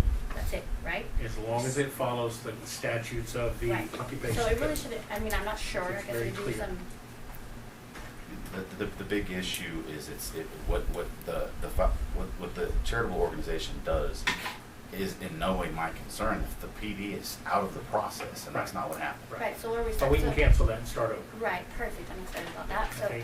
I just wanted to clarify because I'm like, anyone can donate if it's Yeah. from 401c3. I think starting tomorrow, somebody can reach out to whoever, get your process started, and we see if it can be done before your May deal. But it cannot, the raffle as it exists right now, I agree with Thomas, let's cancel it. You have access to everybody that bought tickets, I'm sure. You can refund their money. You can explain what's going on with a new raffle, and if they want to buy new tickets, if they don't have to. And then, as long as it meets the standard of that occupation code, I think the attorney would be more than willing to give us the guidelines as long as it follows the code. And to clarify, the best guidelines I can give you is that the KPD stays out of it. I mean, the organization runs it and says that it's for the benefit of the KPD, and we'll keep the KPD out of it. It keeps everybody clean. Okay? Thank you. Thank you. So,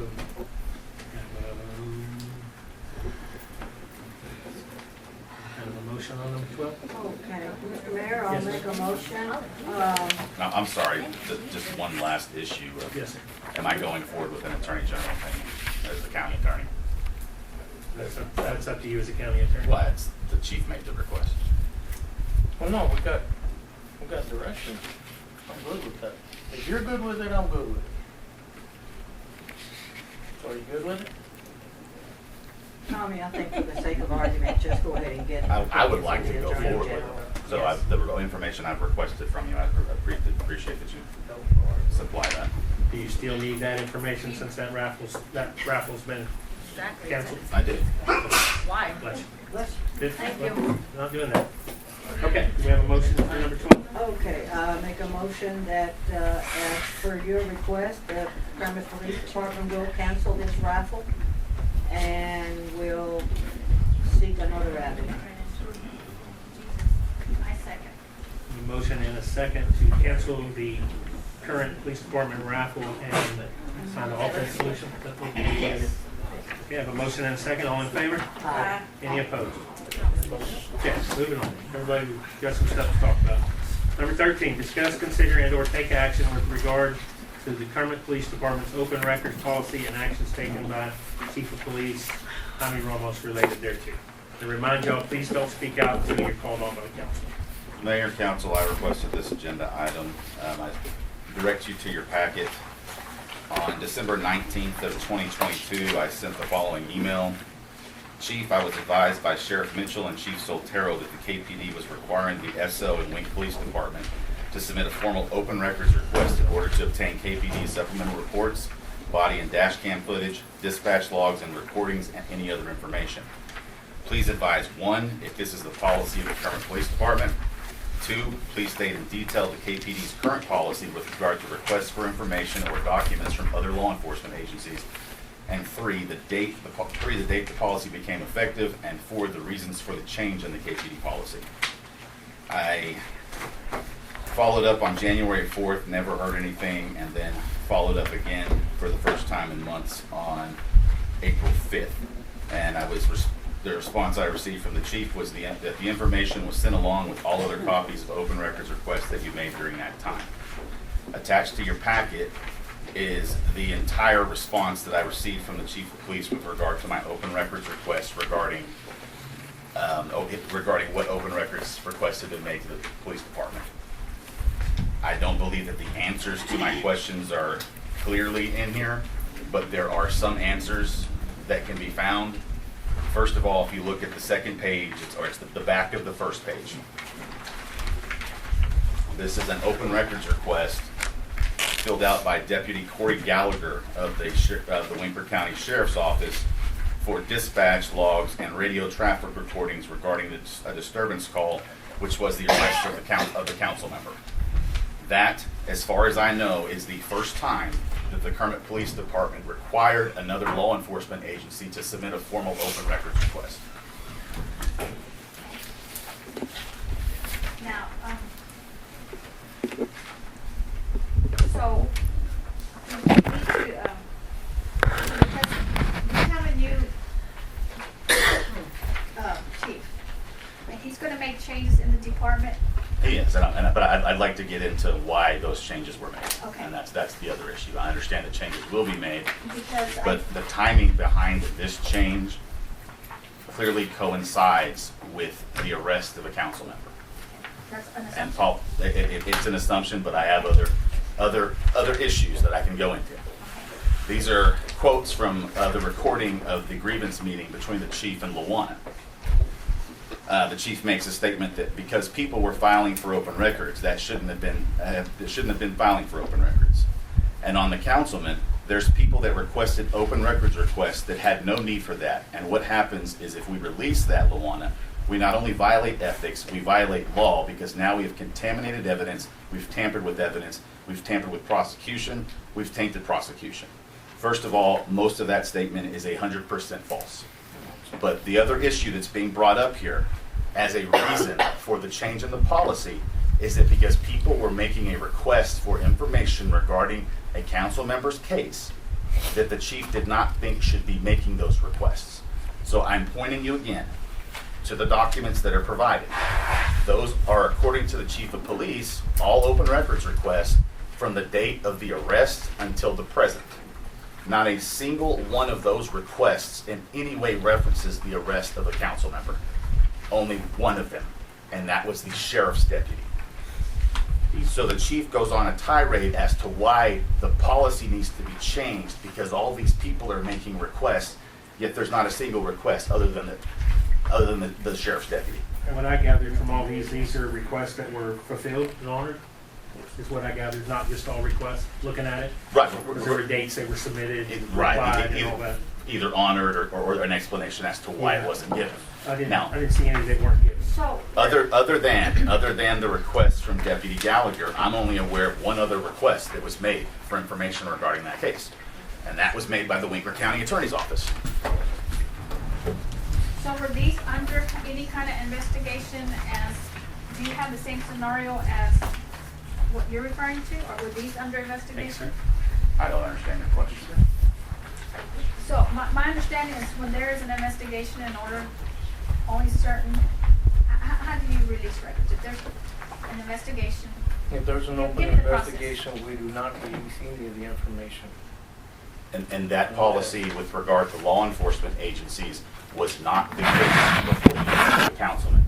I've asked Sheriff Mitchell and Chief Soltero from Wink to be here. They can verify that the policy changed at that time. Now, pointing you back to what I just handed you, this is the only other request that I'm aware of that was made regarding the case, and it was sent from my assistant. Good morning, and this is on November 7th of 22. Good morning, I'm writing to you in regards to the above referenced case that was brought into our office by the Winkler County Sheriff's Office. Upon further review of the video from the deputy that shows that your officers were on scene, I am formally requesting supplemental reports from Officers Ordo and Pantoja and body camera videos, etc. This request is sent on November 7th.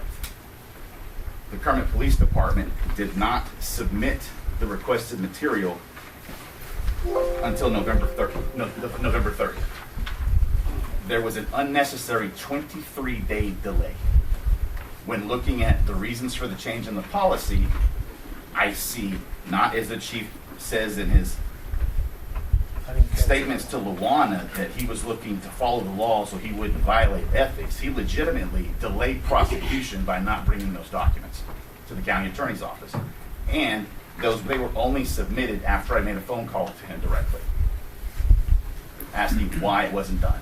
And that's not something that traditionally happens with my office. We get cases, we send emails to the PD or the sheriff's office, depending on whoever we need supplemental reports from, and we get them timely. Wasn't done in this instance. Tommy, the one thing that I have a question on, and I'm somewhat familiar with the Freedom of Information Act, is requesting the purpose of And the that's request. something else I was about to get into. There's a number of things that need to be unpacked here. But if y'all will look at the stack of open records requests that you have, after the change in the records policy, the chief also created a form which specifically asks for the purpose of the request.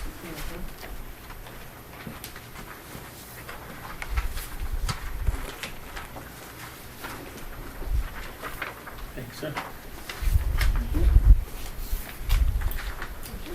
This is out of the local government code, Texas Government Code. This is section 552-222, entitled Permissible Inquiry by Governmental Body to Requester. A, the officer for public information and the officer's agent may not make an inquiry of a requester except to establish proper identification or except as provided in subsections B, C, or C1.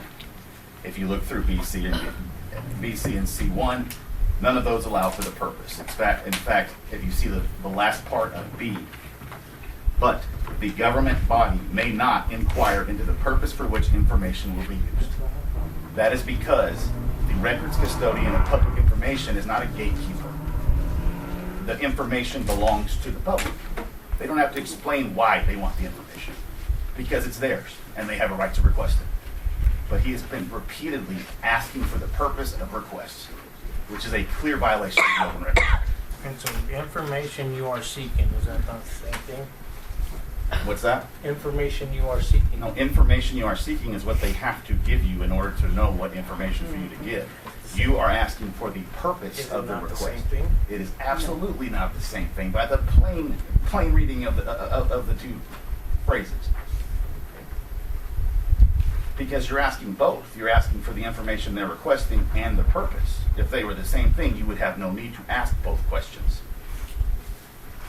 Oh, that was the old one. The old one was the information you are seeking. Let's see your form. There's the old one here. There you go. That's one of the old ones.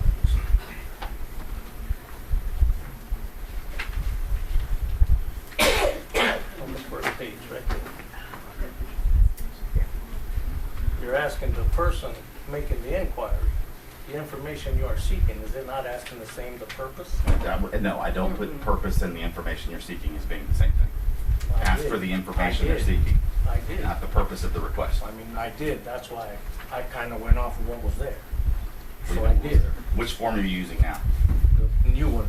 That says, The one that says purposeful yes. request. Yes. Okay, can we agree that there's a difference between a purpose and the information? So now, yeah, but when I went and created that one, that's why I went off of that. So we clearly have communication problems, record, yes, I'm going again, I'm making my Or to point. set an example, hope if we keep doing it. Exactly. So apparently we have record issues, communication issues. And now we have a solution, I'm thinking, with the Brazos or what y'all are trying to implement. Will that program help obtain records y'all need? Do y'all have easy access to that kind of information if we implement that? The Brazos will help the magistrate's court. Okay. That is, because once we issue that citation, Mark reviews that citation, approves it, says everything, the information's good to go, he approves it. On Brazos, it automatically goes straight to the magistrate's office, and it's in theirs. She gets an alert, here it is, there's no room for human error, because it's electronic, right? Right. So, what we had issues with is officers issued a citation. Does This this is have prior to anything to COVID. do with the open records request, or are we back on the Brazos? No, Is no. Brazos gonna help you in I'm any way? trying to find She's a asking a solution. question if Brazos is going to Is help gonna Help the with solution public of, information. yes, public information, so you can get your records, your access. I'm trying to. And that's what I'm find- saying, I don't think it will. I'm trying to find a solution. We got a problem. Two We're trying to separate, find a I think it's solution. two Yes. separate. Yeah. Is the current form, Thomas, correct that he's using? He needs to change the terminology to request, information requested. Can we give him an example of what he needs to do? That way he has it Well, and he I can. can go back to Well, there's also no specific form that needs to be used. information I mean, you are seeking. No, we there's- do have to have a form. No, you don't. Under the open records law, any email that references the open records request is a legitimate open records request. Yeah, Because but I want noticed a that form I to noticed that you cover. only included in here people who used your forms.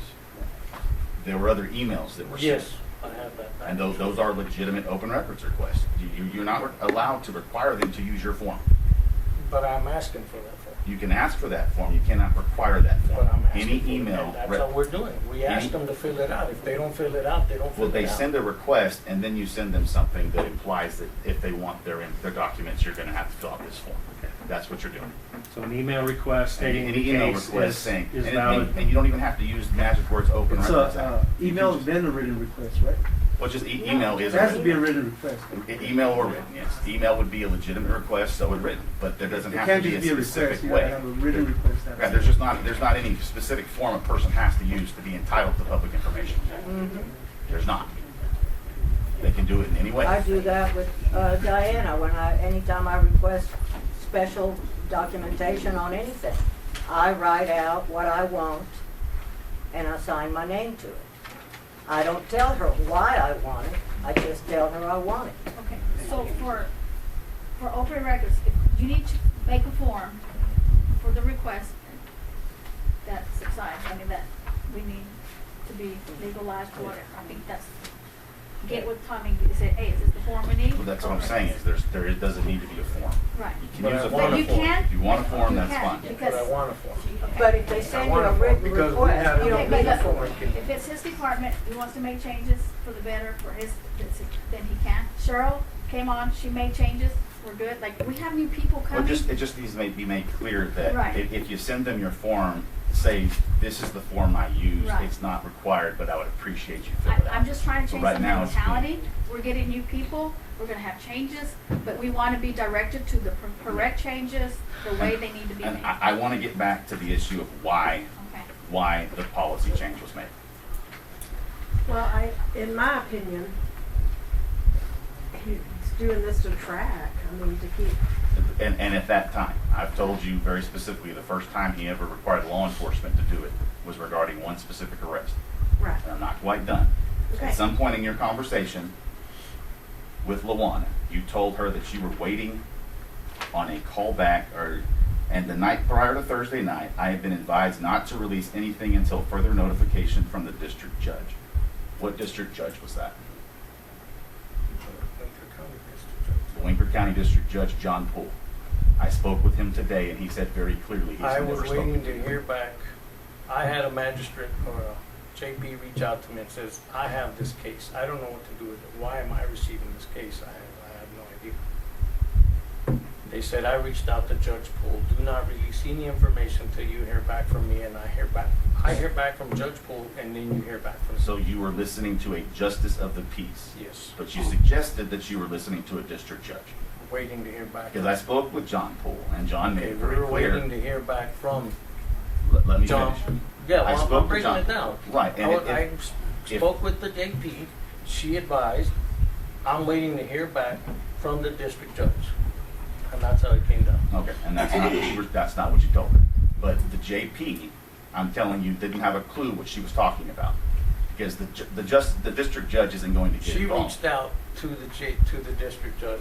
Okay, She so had what the phone case. call did you receive I already told you. from The JP. the JP? So Yeah.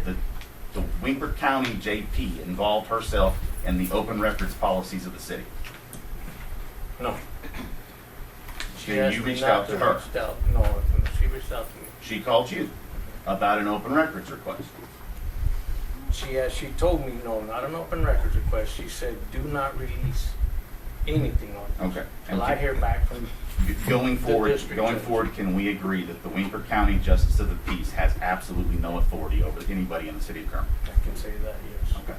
Another issue I have, in your conversations with LaWanna, Yes. you stated this very clearly. I believed it then, and I believe it now. It was all a political witch hunt, and the PD Yes. was not going to be involved in it, and I was doing my very best to maintain damage control.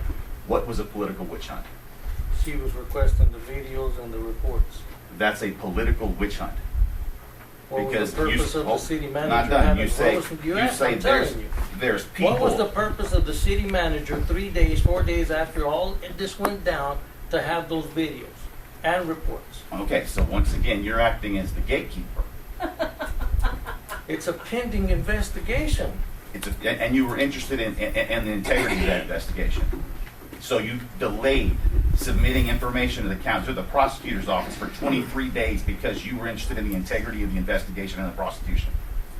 Are we on Is that what trial you're or are we saying? asking questions about I'm the asking policy? questions. I'm asking questions. We're asking questions about the policy. Let's get to the questions.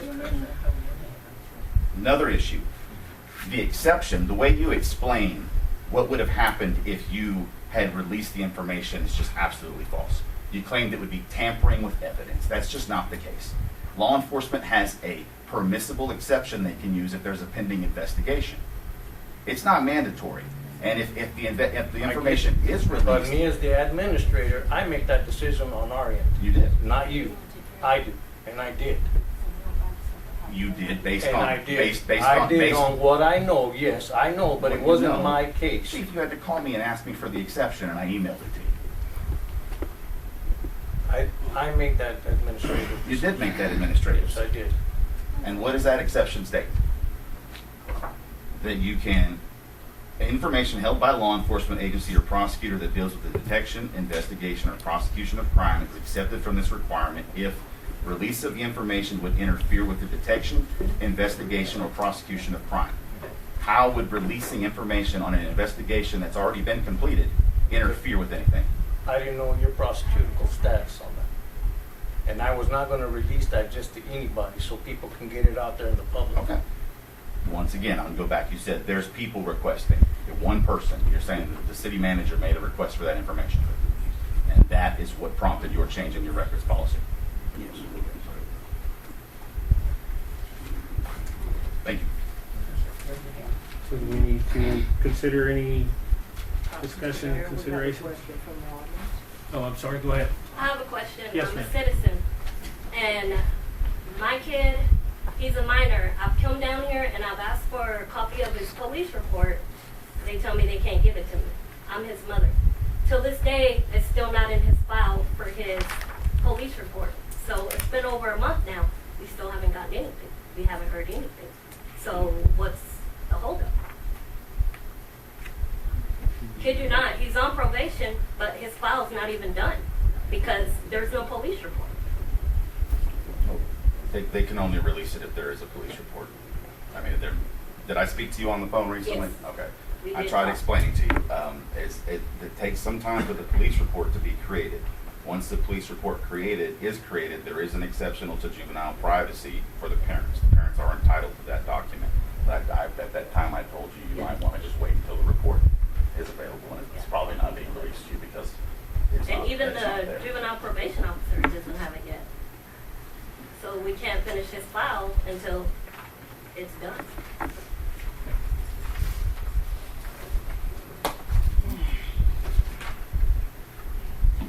Ms. Oakley, oh, no, you just let me know.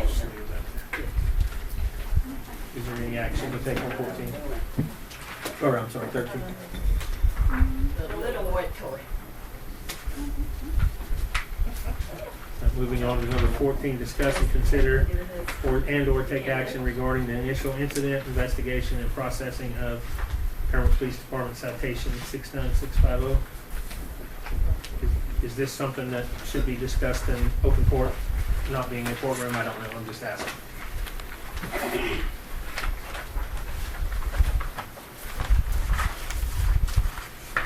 You can draw the council's attention to the first of all is an email exchange. I'll give you some quick background. There was a ticket issued September 3rd that was never turned into the municipal court. I found out about it, and in January made an open records request regarding that ticket, and eventually received the ticket, and it was eventually delivered to the court on January 24th, I believe. I might be off on that second day. But you're looking from September 3rd to January 24th of a missing citation. I requested that the citing officer write a report explaining why it wasn't turned in to the, why it wasn't turned into the court in a timely manner. And I was told no by the chief of police. Now, it's not just this issue. That my biggest concern is that the ticket wasn't turned in, but when reviewing the video and the people involved in this incident, it becomes more concerning, and that's what I want to bring to the council's attention.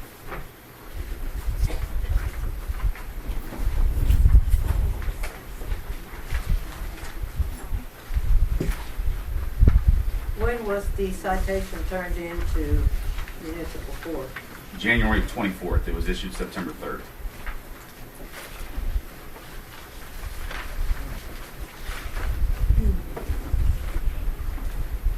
Was that citation already in Encode?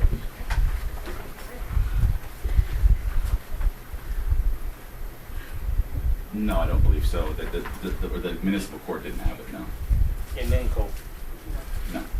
You can ask Cheryl that. Cheryl, was it in Encode? No. You entered it into Encode? It got entered into Encode in January. When we finally got it.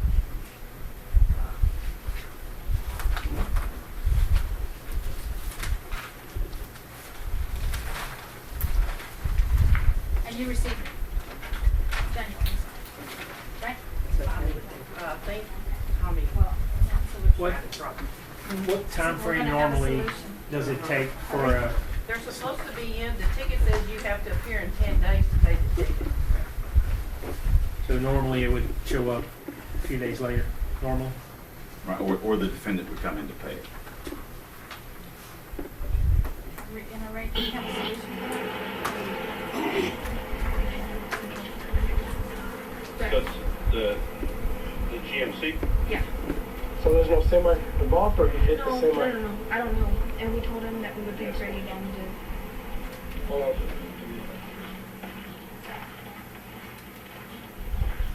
What happened, man? What happened? No, I hit that pothole right there. And then, And then you came in. Did you hit the semi at all, man? no, I didn't hit this. Oh, it was just. Yeah, it's just, it was just a fence. Just a fence, bro. Okay. Right over there in the alley on the other side. The whole thing going out. I know Fred had to check, make sure everybody was okay.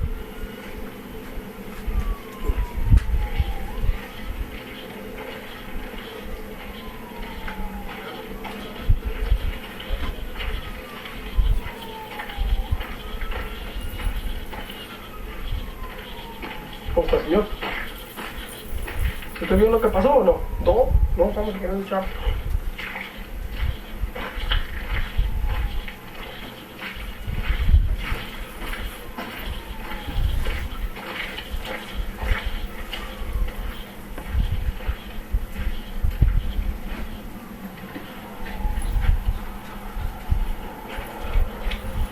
Violating any lights by exposing the video? PD. No, this was a... 2729, Texas deal.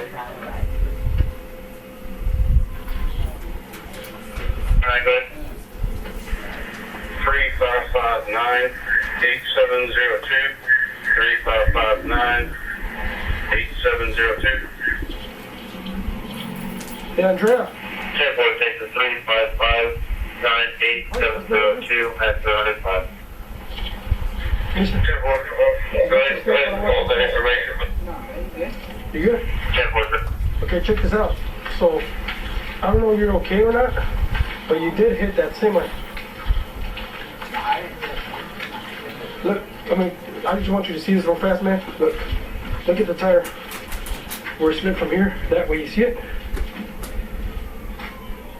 And then you got, of course, pieces in, so you probably clipped it with the back right here, because it looks like the semi. I mean, I'm showing you this so you can see. You see how the semi's kind of,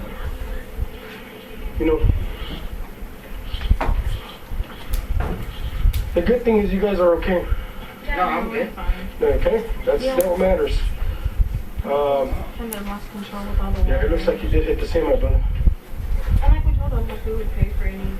Well, that semi might be messed up. It's what your truck. It's really messed up. But yeah. You guys haven't been drinking, right? No. Not at all. Yeah, you hit that semi. Look at the tire right here. You see the tire marks too? I want to show that again real quick. That's really messed up. But yeah. You guys haven't been drinking, right? No. Not at all. No Yeah, answer to the you hit question. that semi. Look at the tire right here. That is pretty much See the the tire marks too? investigation into any possibility of intoxication. 902. Fast forward in the Two video. already. First of all, the story was that a pothole was hit. Never did the officer go to investigate to see if there actually was a pothole. Where was this truck parked at? This was the crash reports in your packet. It's up right here, 115. That's right, Mark, that was up here, right? Oh, on Main. I see it now.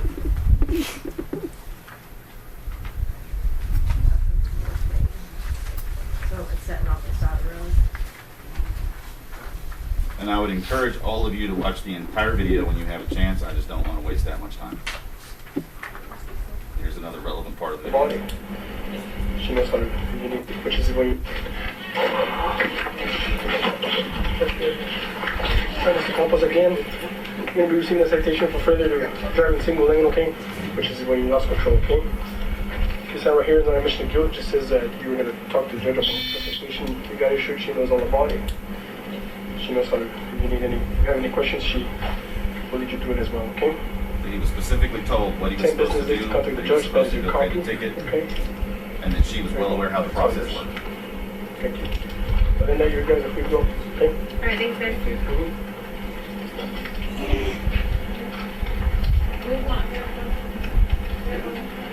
This gentleman saw the accident as the epic got over there to the back of the trailer. I don't know if you need his information, but I got it all down for you. Nah. He told me he was coming, hit a pothole, lost control, and went in there. But, what is the address here, bro? Now, this gentleman saw the accident, had information regarding a witness to the accident, but the officer did not want information from him.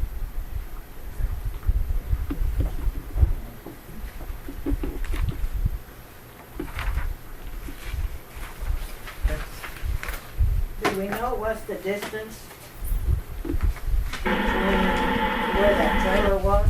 How far was it off after he hit the fence? I don't know specifically. You can tell from the video it seems like a pretty good walk. It was. Where they park along that road at night around that. Yeah, but he went through it. I know, but I'm just saying that the. I think what we're talking about is the time frame of the citation. Mm-hmm. Not Here's, anything this is the other witness. This is the person that they didn't feel should be spoken to. But does this have anything to do with the citation? Insurance Yes, or it does. whatever you may need, these Yeah. are photos or whatever Yes, sir. on the scene the night that it happened. So. Thank you, sir. Appreciate it. There you are, sir. Thank you, sir. All right. Thank you, sir. Yes, sir. Appreciate it, man. How you No doing, problem. Officer Orto? Not bad. How you doing? Doing all right. It's good to see you. You too. Well, you don't know she's going there? Oh, yeah. I don't know. All right. On the trailer here, they went straight into the fence.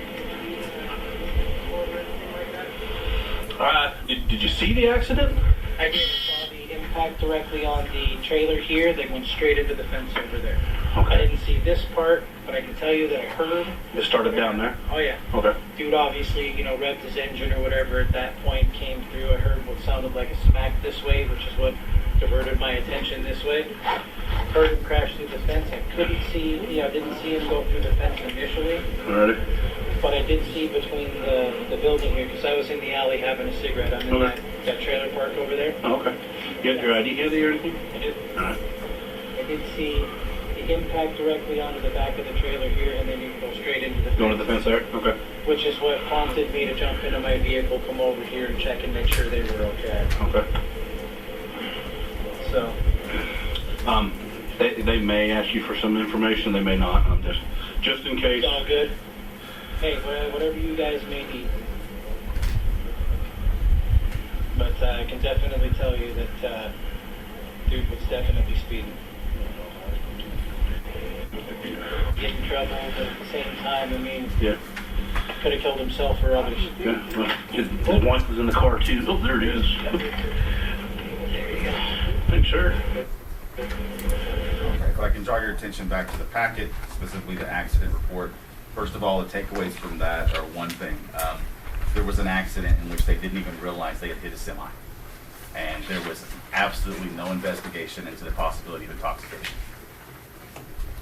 Secondly, there was a witness to the accident that they didn't feel any need to interview. Officially, put on the record. If you look at the crash report, you can see that There was a driver and a passenger, who is the chief's assistant, who was told at that time, you pay the ticket in 10 days. She knows how this process works. It should get done. The issue I have is if the ticket wasn't submitted to municipal court, why did the defendant not go pay it?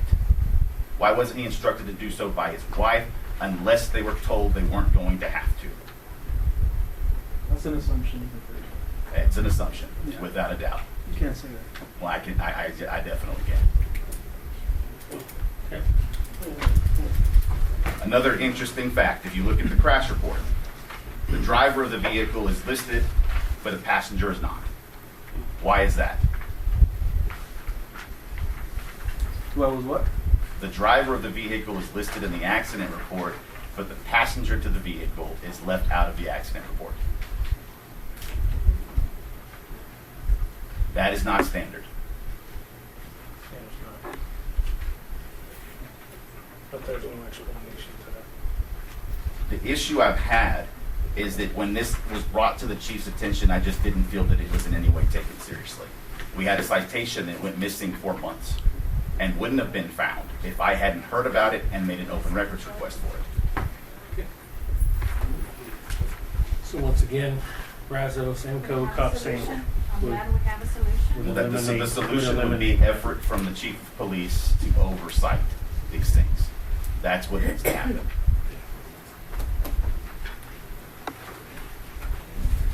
Have we had the same issue since? I don't know, but we'll get to that here in a minute. How do you not know that, but we'll get to that in a minute. Well, it's regarding my open records request that you refused to answer. Okay, And we'll get to it. number 14, do we need to take action on number 14? Yes, sir. Oh, I'm sorry, yes, sir. Hi, my name is Sean Stockton, I'm a police officer from Kermit. We've taken steps since that point to, further, make sure we're turning in our citations on time. There have been steps taken. I just want to say put that out there. Our sergeants are coming to us, having us turn the citations into them, and they turn the citations into the court and make sure everything's accountable. So that way that process is streamlined. We have a new box. Yeah, we have a new process box installed and everything. We have a new box That's where all the citations are deposited to. That process was set up by the municipal judge. Was it set up? That was set up by us. No, we Process also of have, We have our own. we also have a box, 2 boxes. And it goes to the supervisor and then to the court. Thank you, both of y'all. What I want to know is, where has that citation been all that time? The officer was questioned by Lieutenant Avalos. The officer said he had submitted the ticket to communications that evening. And what happened? Okay, who's in charge of communications? Luana? Yes, ma'am. Anytime citations are brought to us, we enter them at that time and at that point. So if it wasn't entered, it was never brought to us or given to us.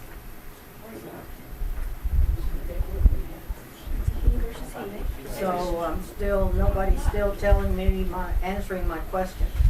You don't have an answer, you have a he versus a he. We don't have an He said, answer. she The said. officer said. I don't think she's lying and No, he's not. nobody's lying. No, she's lying. But somebody presumably and assumptively told the defendant they weren't going to have to pay the ticket because he never showed up to pay it.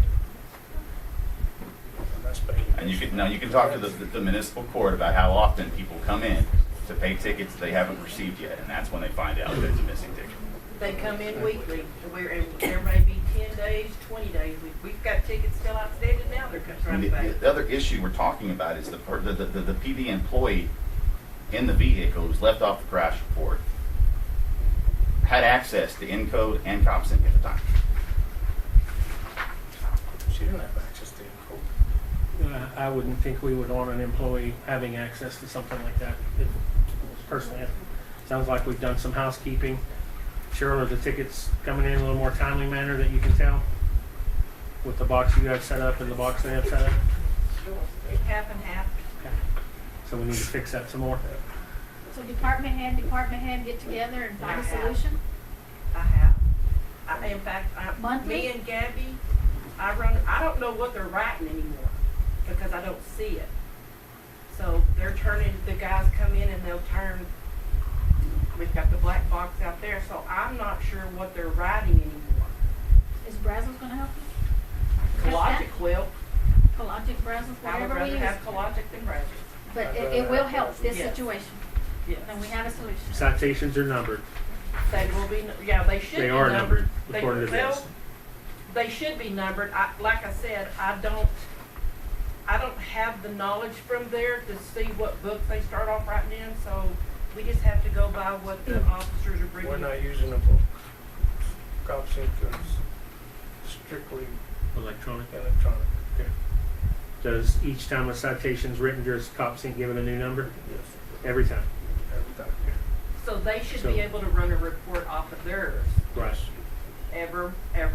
I would do it weekly, you know, just to be on the See safe side. whatever's showing up, not showing I up. run one weekly down here to see what we're getting.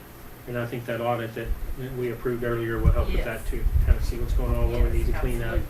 Yes, ma'am, real quick. Really quick, I just want to say thank you for, I love that y'all have a solution. I just want to I feel like there's always negativeness. And I just want to give the police officers a round of applause Thank for you. always making We like sure things solutions. are done. Thank you very much. For all of that. Thank you. So I think there is still some concern of where that citation was, Hope, but I don't know how we'll find it out. I don't know. We can ask them more. It's a he versus he. Okay, do we need to take any further action on number 14? Number 15 is discuss and consider or take action regarding the Kermit Code of Ordinances, section 11.02.003, disposition of citations, voiding of citations, and section 11.02.004, illegal cancellation of citations.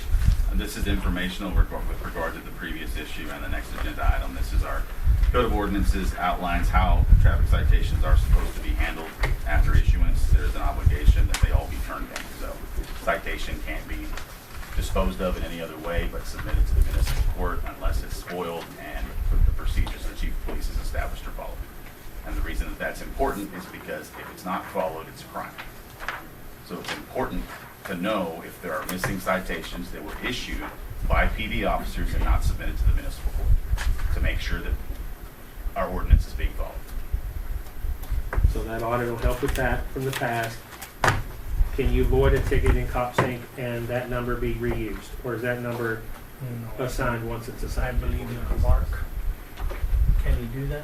Once it's voided, it has to be turned over as a voided ticket to the municipal judge. Right, but if Once cop, a warning is written, that warning has to be turned over. Right. And that's not happening.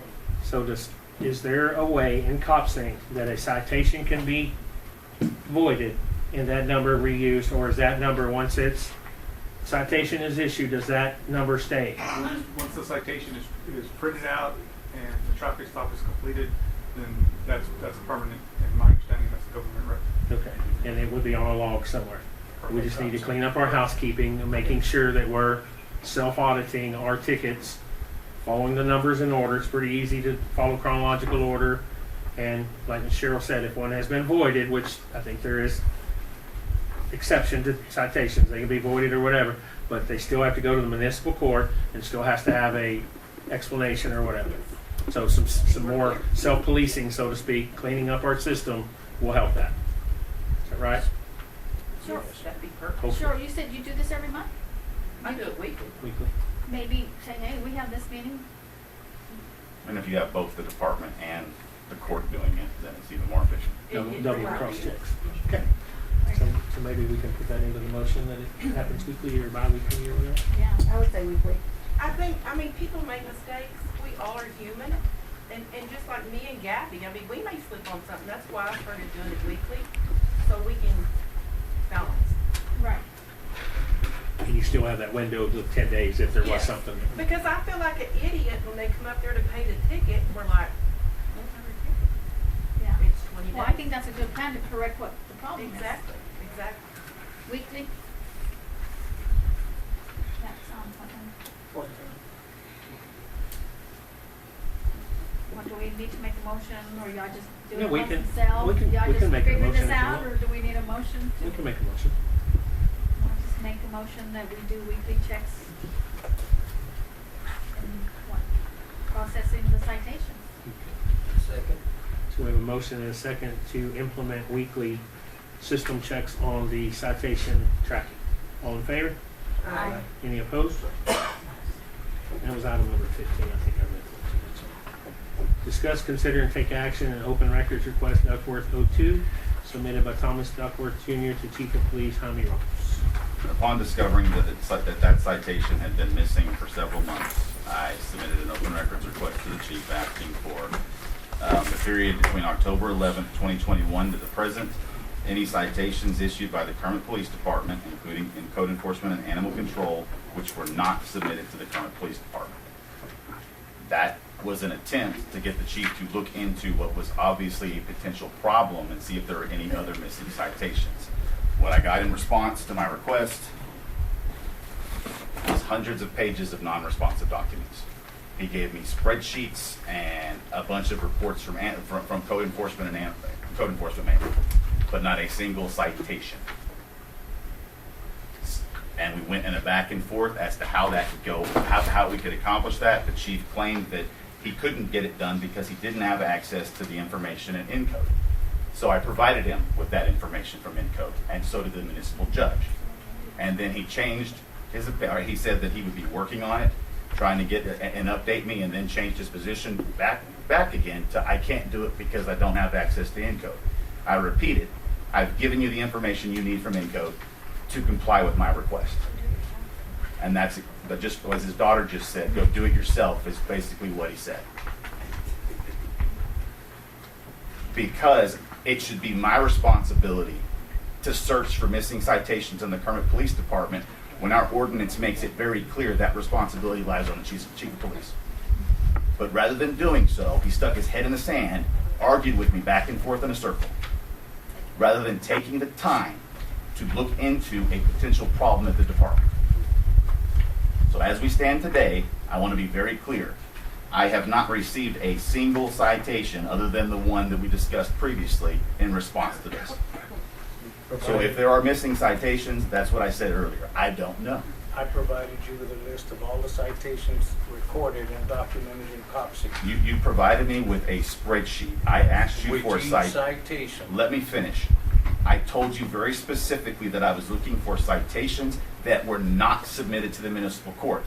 You gave me a list of all citations. That is not responsive to the request. I cannot tell you without Encode. And I gave you the Encode information, Chief. There was 9,960 something Encode citations. Which is what you told me, and you said it was going to take some time, correct?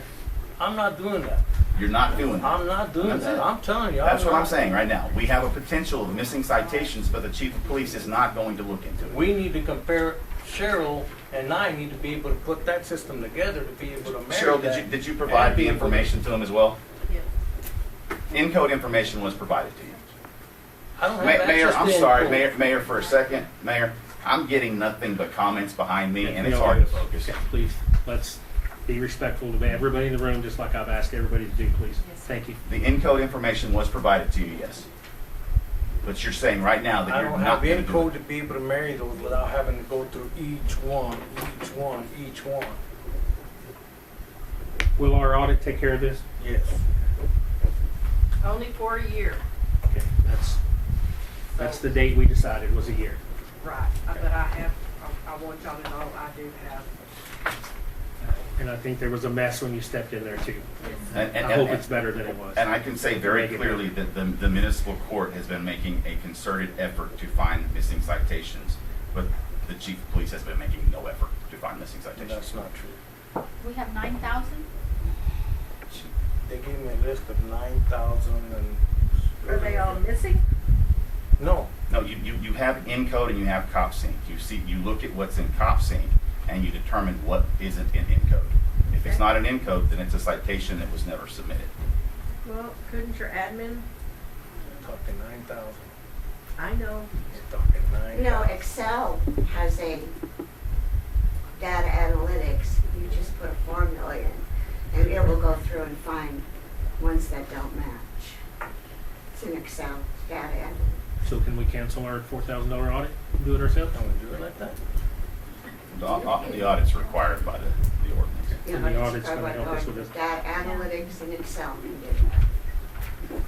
I was reading this and I was Buy a confused. special program for that, or is there?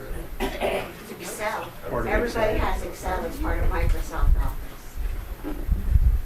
Thomas, I think it's just a typographical, but on the last page of that email, it says, I specifically asked for citations that were issued but not submitted to municipal court.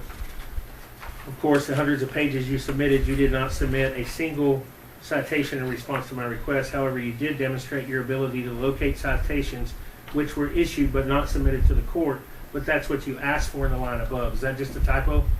That's from, which part? Where it's capitalized and bolded citations, that follows that were issued but not, do you have that email? I'm sorry. I'm not seeing it. You said the very last page? Yeah, the January 23rd email, 11:06 a.m. Like I said, I'm sure it's a typo, but it was confusing to read it. Can I just look at yours? So Sure, absolutely. Instead of digging through mine. Yes, sir. It starts at the bolded word citation. Like I said, I'm pretty sure it's just a typo.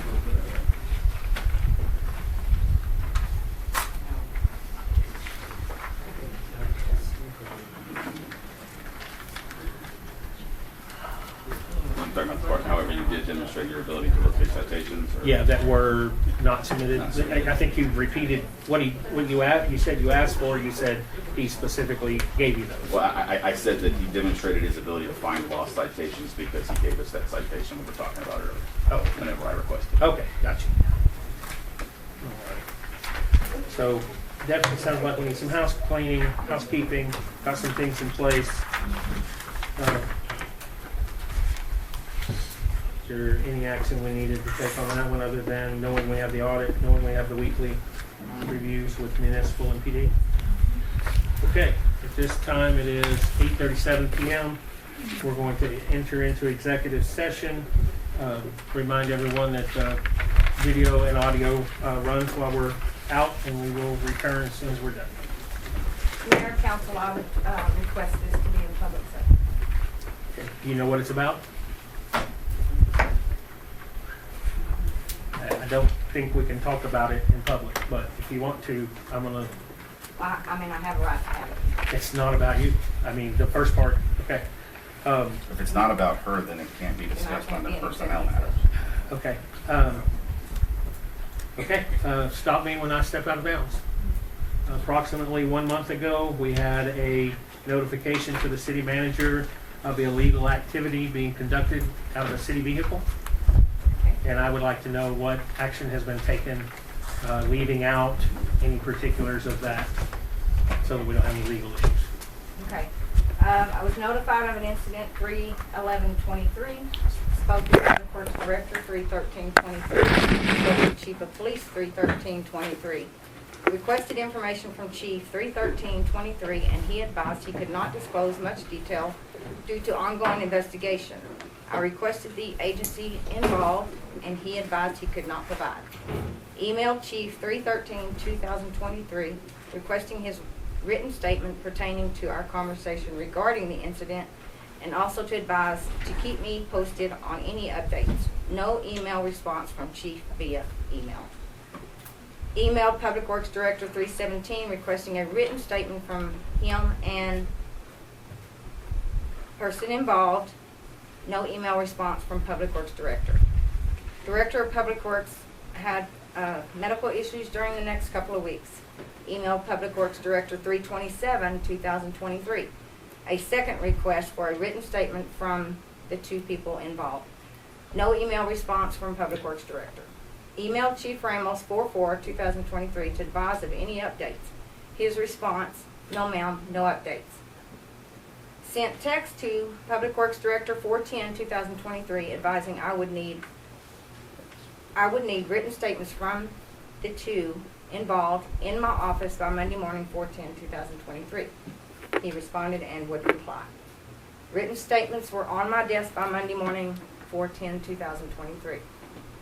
Statements were conflicting with Chief Ramos' verbal conversation with me on 3/13/2023.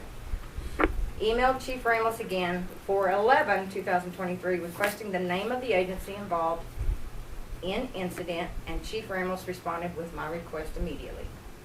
Requested open records from the agency involved regarding incident on 4/3 It should have been 3/11/2023. I am currently waiting on a response from agency to complete my final internal investigation. What is our employee policy? How does that address even the assumption? The handling of the assumption, do you know? It doesn't really clarify. It just says if they're on premises, like if alcohol and drug abuse, if they're on the premises or representing the city of Kermit. So And when I say representing, I'm assuming in uniform. An employee told a department head? Told them what? I would like input from the chief as we go through this. You know, I don't know anything about the investigation. I don't want it to get to a point where it's interfering in it, so. Yeah, please, thank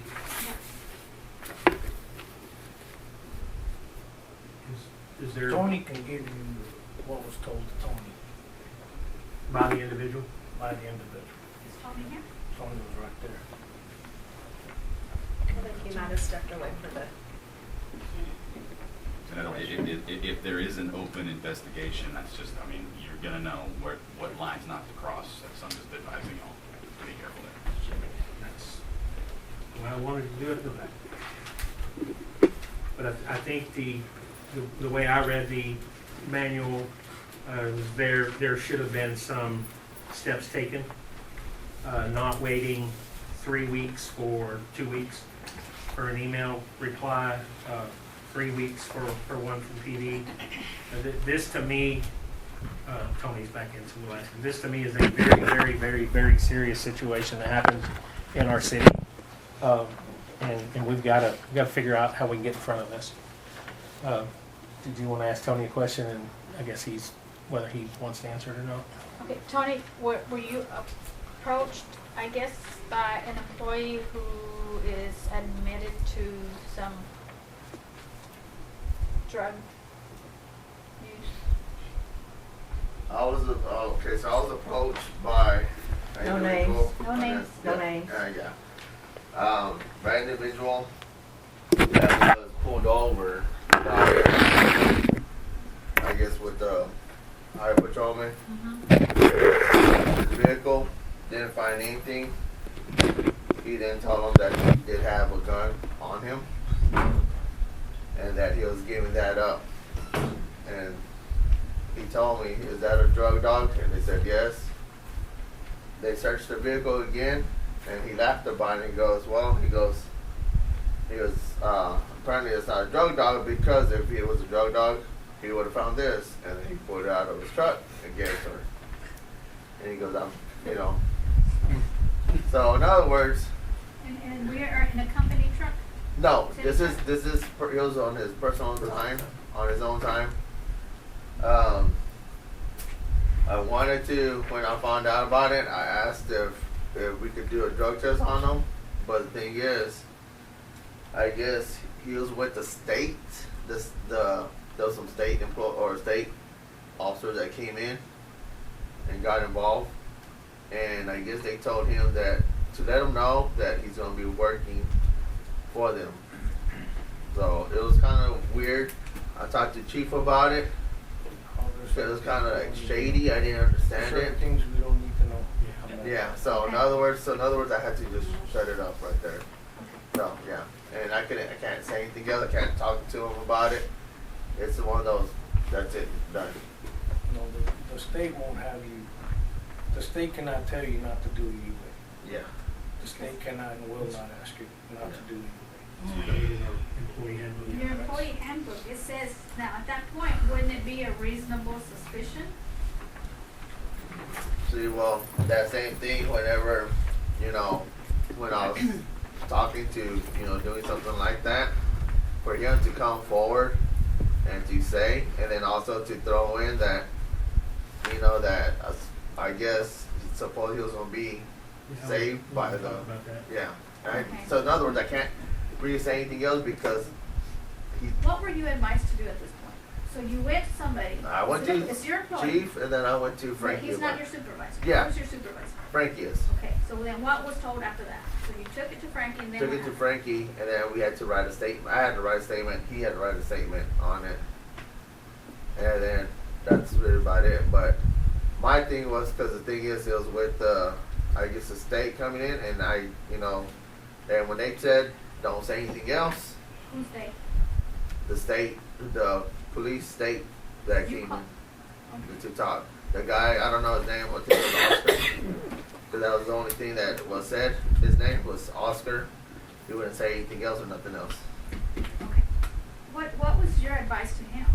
Like you knew about this. Okay, so what was advice? What was your what did you do? I mean, the man was off duty, and I got conflicting stories. Yeah. I mean, he is the supervisor of this person. That he came to you.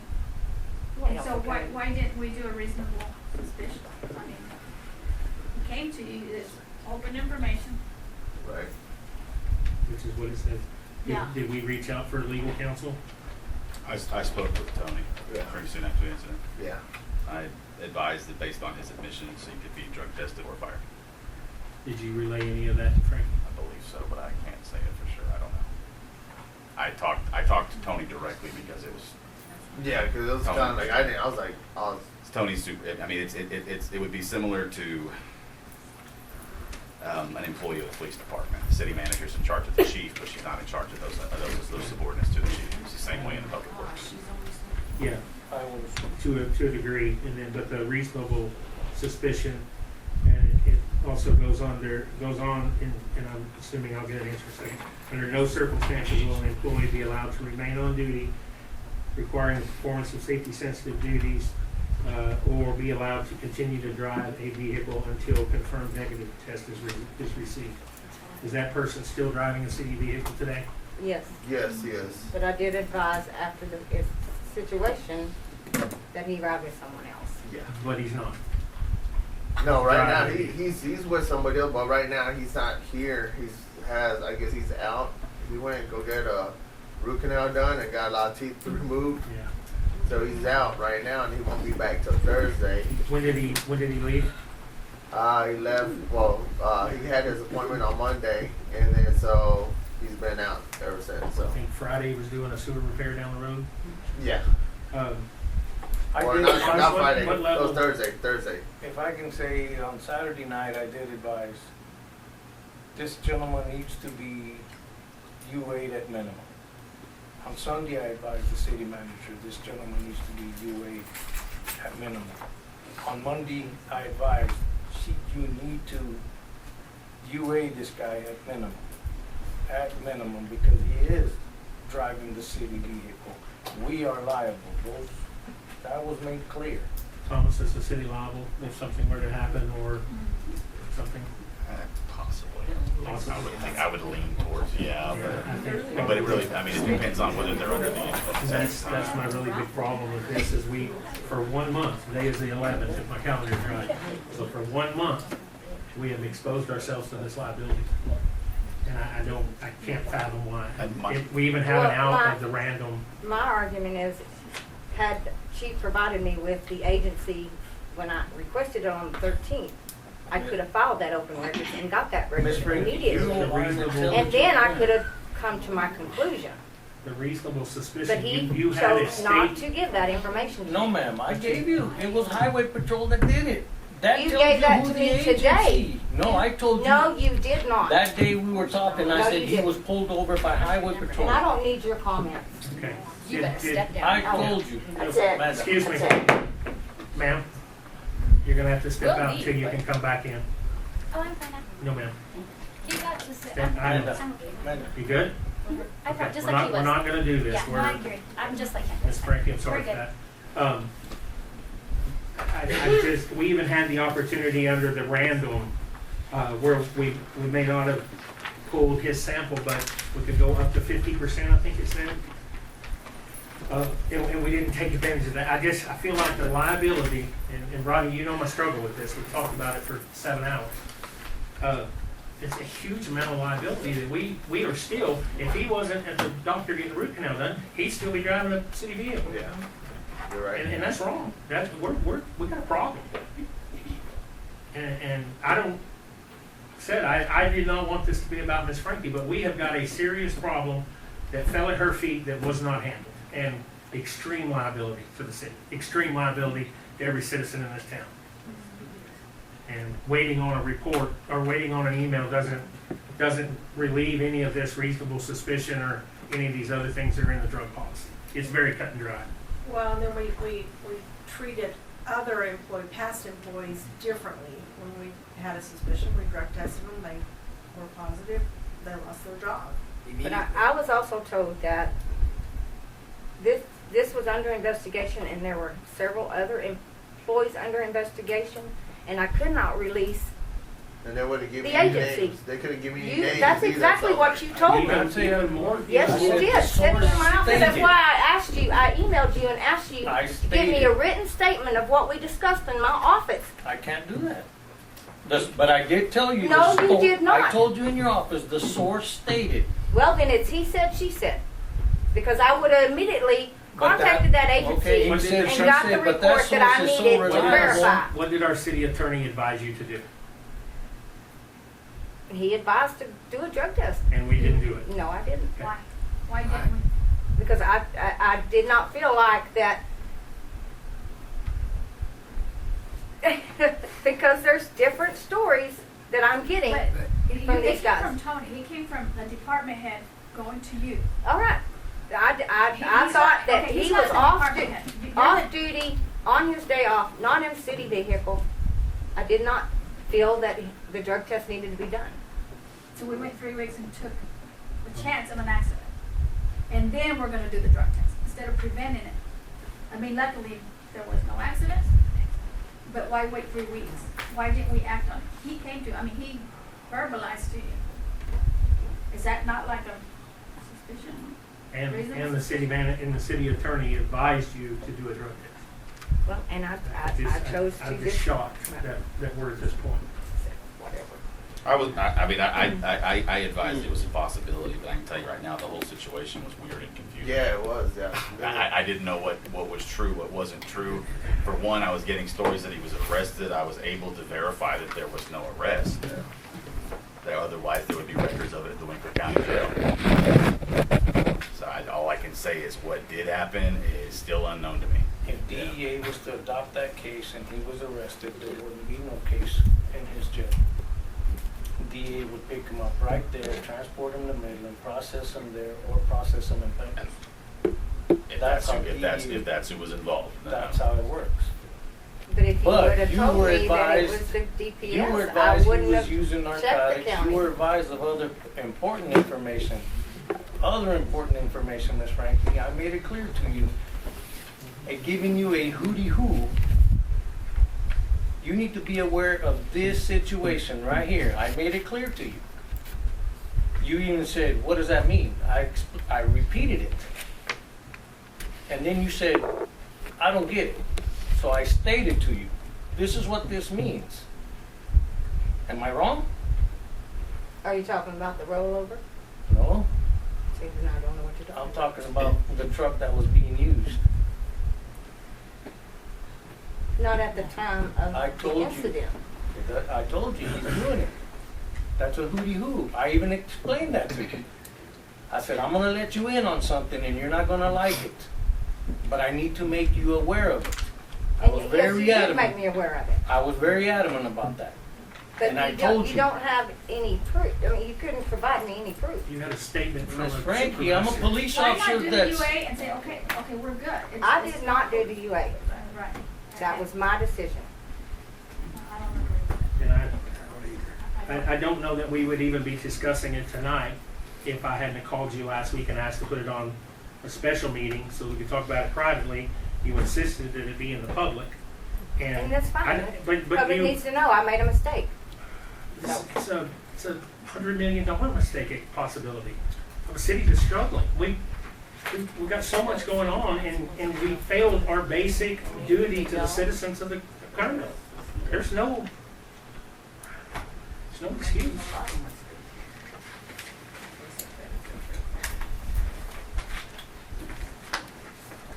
He is still in the city.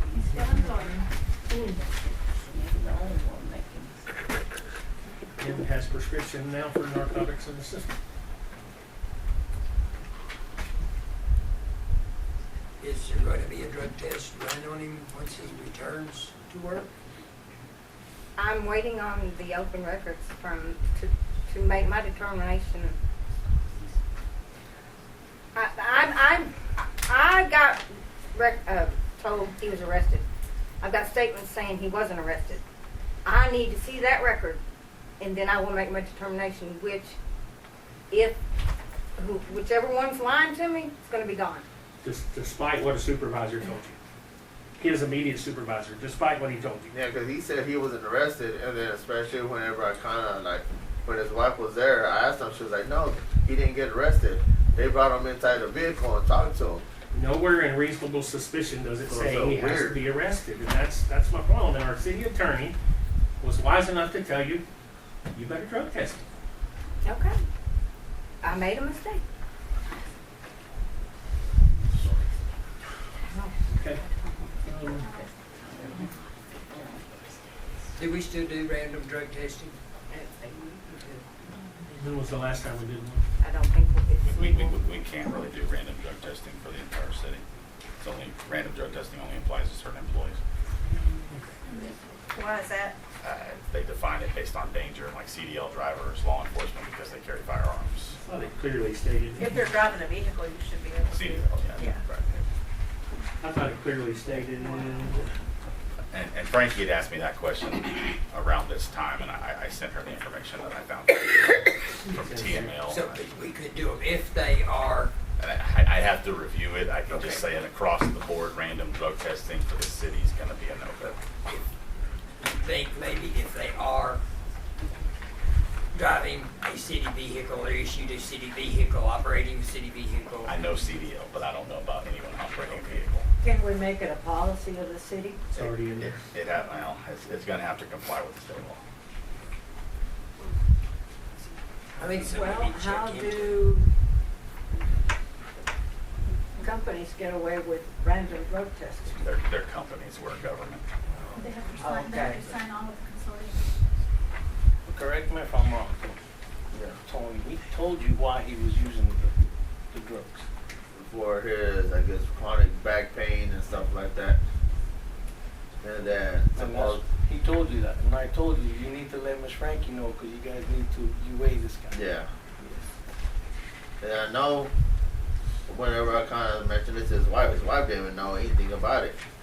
So it was kind of, it's just kind of weird. Like, I was saying, Chief, it's just kind of odd that, if someone is going to do that and then willing to give up his guns and stuff like that he had in his vehicle, not guns inside his vehicle, why else did they not arrest him? Or take him away? And then, like, his wife said, no, they just put him inside the vehicle and talk to him and then let him go. Okay. And then he was able to get two of his guns back, but one of them they took. Sometimes what's used Sounds like kind of like in the narcotics world, when you're doing an investigation, for example, if I'm targeting Miss Karina, and this is all hypothetical. If I'm targeting Miss Karina, but I catch Miss Hope coming out of Miss Karina's house, but I know Karina's my target, I do a traffic stop on Miss Hope. I locate the drugs. That gives me either access to get a warrant to go back to my target and hit the house, or I tell Hope, guess what? I'm holding this case on you. You're going to help me get to the bigger fish, which is not you. And it depends on how the state wishes and DEA wishes to run the investigation. But looking out for liability for us, I wanted it brought to your attention. This is a serious matter, and this is for real. yeah, and he And told I me made not it to clear say to anything. him. Yeah, and it's funny because every now and then I get a random vehicle show up and they just park right across my street. I'm like, the hell, who's that? And I'll be out there watering the grass or whatever, and then they'll just wave at me and take off. I'm like, man, what the hell was that? never seen them before, you know, so it's kind of odd, like, you know. And I asked Chief about that. I was like, hey, look at this is what's going on, and you know, tell me, I was like, well, because the thing is, they're watching. They're So watching you everything. didn't get an arrest report that night, that's why. Yeah. That could be the reason. That So could be the reason. when they said stop, do not talk about it, to me it was like, that's it. Done. So.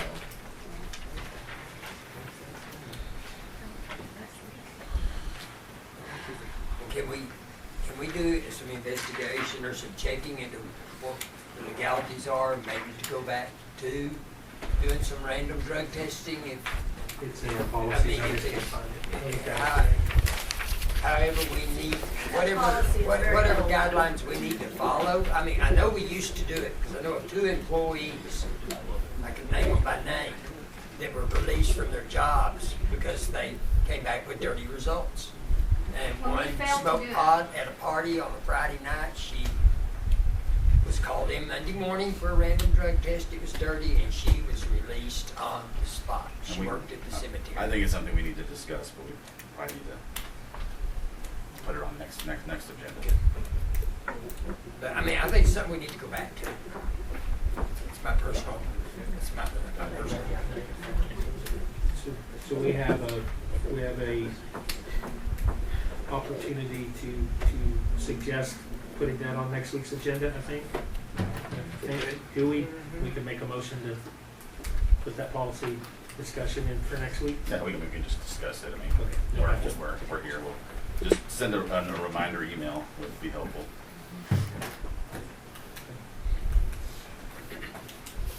All right. To Diana. Yes. Do we have no further discussion on the city manager part of that? Everybody good? Okay, so the next one is city attorney. Part of that was covered in this and his advice and consultation.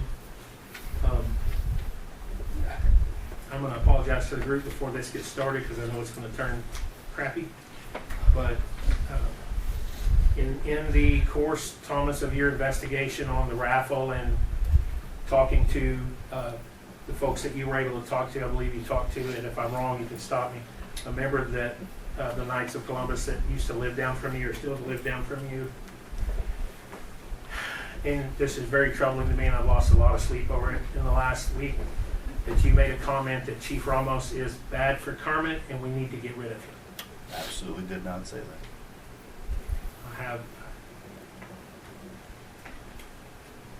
I feel like there's some, and I know that's a can of worms, but I feel like I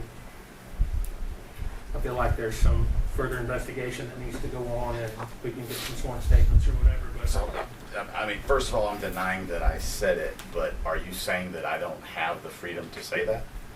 I think it's if you're telling me you feel like you had the freedom to disparage and basically threaten the position of our police chief as our city attorney. Well, I didn't say it, but he did sit in this seat, call me incompetent and complicit, and nobody said a word. This isn't any of that. This is me bringing a motion about something I heard.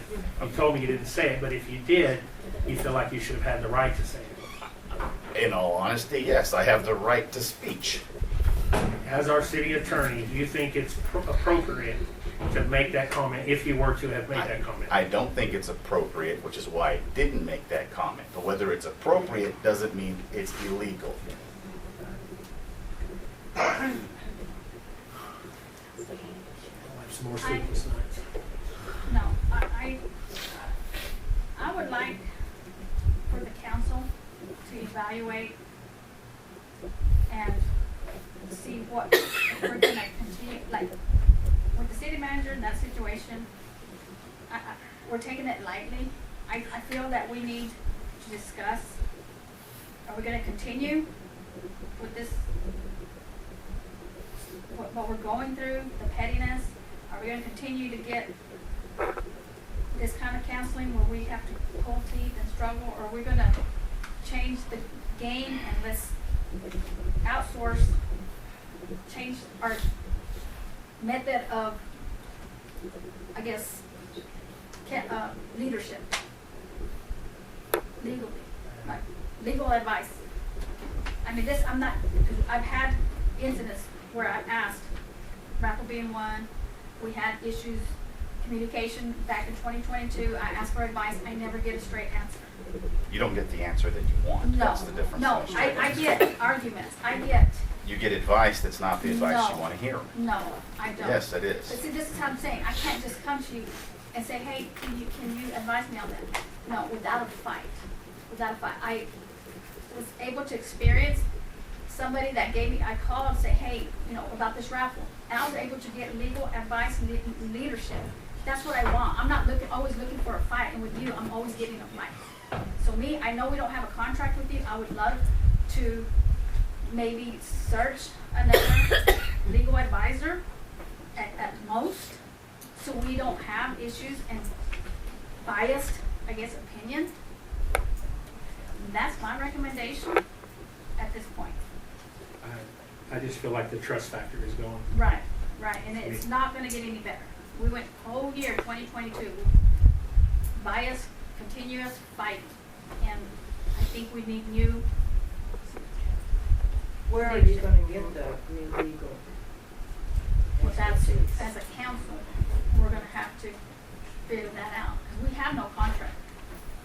That we can terminate a contract at any time. We don't have a contract, am I correct? We You're have a correct. contract. You don't have a contract, but there are charter provisions on how you have to go about terminating. Right, and it's gotta be a majority. It's got to be 4 out of 5 unless you have grounds, Right, cause. right. Well, I feel like that we are not able to move forward, that we are stuck in this pattern. Can't move forward with what we need to do for our city. And we Because won't. we are always up here, Bickering. yeah, well, it's your fault, no, it's your fault, no. We just keep blaming everybody. Something has got to change. All I can tell you is, this is probably gonna be my next to last council meeting as a council person. I have not accomplished a single thing that I set out for myself. I have not either. I wanted, And the main reason is because that city manager has been called on.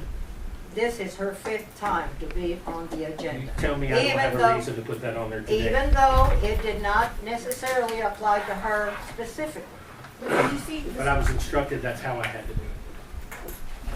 Every time that name comes up on the agenda, she feels she's on the chopping block. She knew exactly what it was. She and I had conversations. I think the level of trust is gone. I'm embarrassed to sit up here 11 months into my first term and say that we have accomplished 0 except hate, discontent, discord. she's on the chopping block. And She's on the personal, chopping don't block. forget personal agendas and campaign promises, man. Y'all can actually vote right now. Chopping block here, chopping block You there. have the option to vote me out. Go ahead. Because I am done putting up with the discrimination, the bullying, the tactics, the nitpicking. You gotta find, it's like you waste 90% of your time and the taxpayers' money on trying to find something I'm doing wrong instead of doing what you should be doing. So I'm done. So whatever y'all wanna do, vote me out if you want to. Did I privately reach out to you? You're the one that asked for this to be here. And that's fine. The public, transparency, they need to know what the heck is going on. Don't say he hasn't. Y'all didn't say anything about the danger I put the citizens in versus the danger, the drunks that were on that video that could have killed anybody. They drove from at least That's speculation. 12 They were blocks. drunk. You don't know they were drunk. You weren't there, I wasn't there. But, and I know y'all want to put a stop to it, but there's a lot of other instances and problems that I have with the current police department. And whether I'm the city attorney or not, they're not going to go away. So again, we get another threat. Not a threat. It's just what happens anytime the chief is criticized. The mayor and Karina are attacking. Well, for 8 years, Jamie Dutton was never in the hot seat. Y'all treated that whole situation. Let me just read something to you. You've got another year. Excuse me?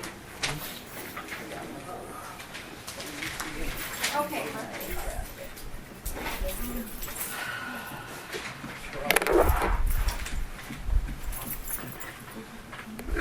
So, off the top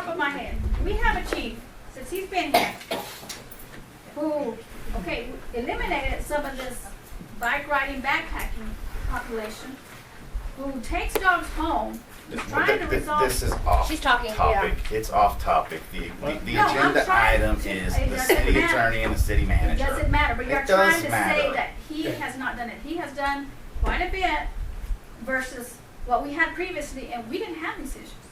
We didn't have these issues. You but don't now- know what issues I had with Jamie Dutton. You did drag both of us back into this conversation. Yes. And Y'all don't know what issues I had with the prior chief. That part doesn't matter to me. What I have an issue with is the comment that you supposedly made, that you tell me you didn't make, but if you had, you feel like you should. How can we trust anything you say that's not going to be an attack on our police? Are chief? you kidding me right No, now? I am not kidding. I have no I've trust in you, denied Thomas. making the comment, and your trust is broken. You look like people who are looking for excuses to get rid of people, and that's what you're doing. I'm in your way, Frankie's in your way, and you want to get rid of I us. have bullied y'all's way up to this point. I And- bullied and- my and way. somebody is finally standing to y'all and not taking the bullying. You're not the first council member I've had arguments with. Right, screaming Right. matches. We did not bring any kind of a motion to the floor regarding the city manager or you.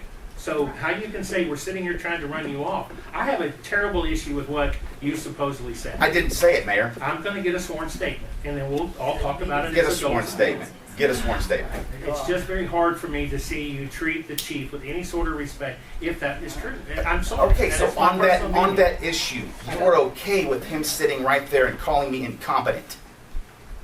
That was okay? Yeah. That wasn't unprofessional? Council, y'all can take it. But if I say something about him, holy moly, here we are. That you didn't say anything. That I about it. didn't say. Right. I've said plenty about the chief, haven't said that. Okay. Arthur, do you have anything?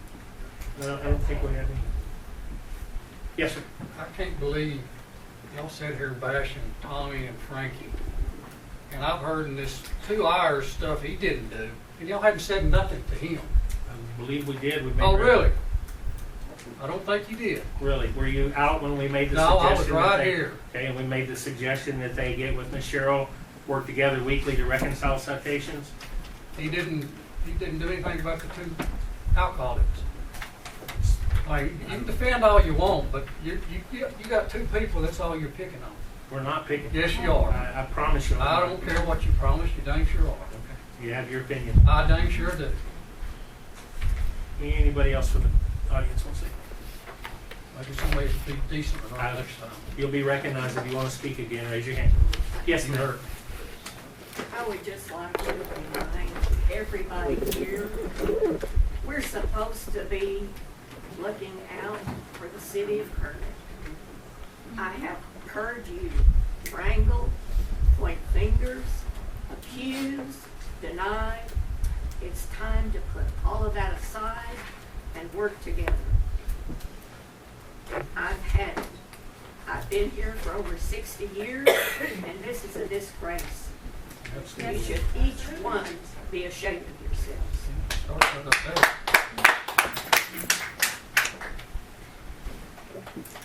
All I'm trying to do is get Kermit cleaned up. And have a lot of success with that.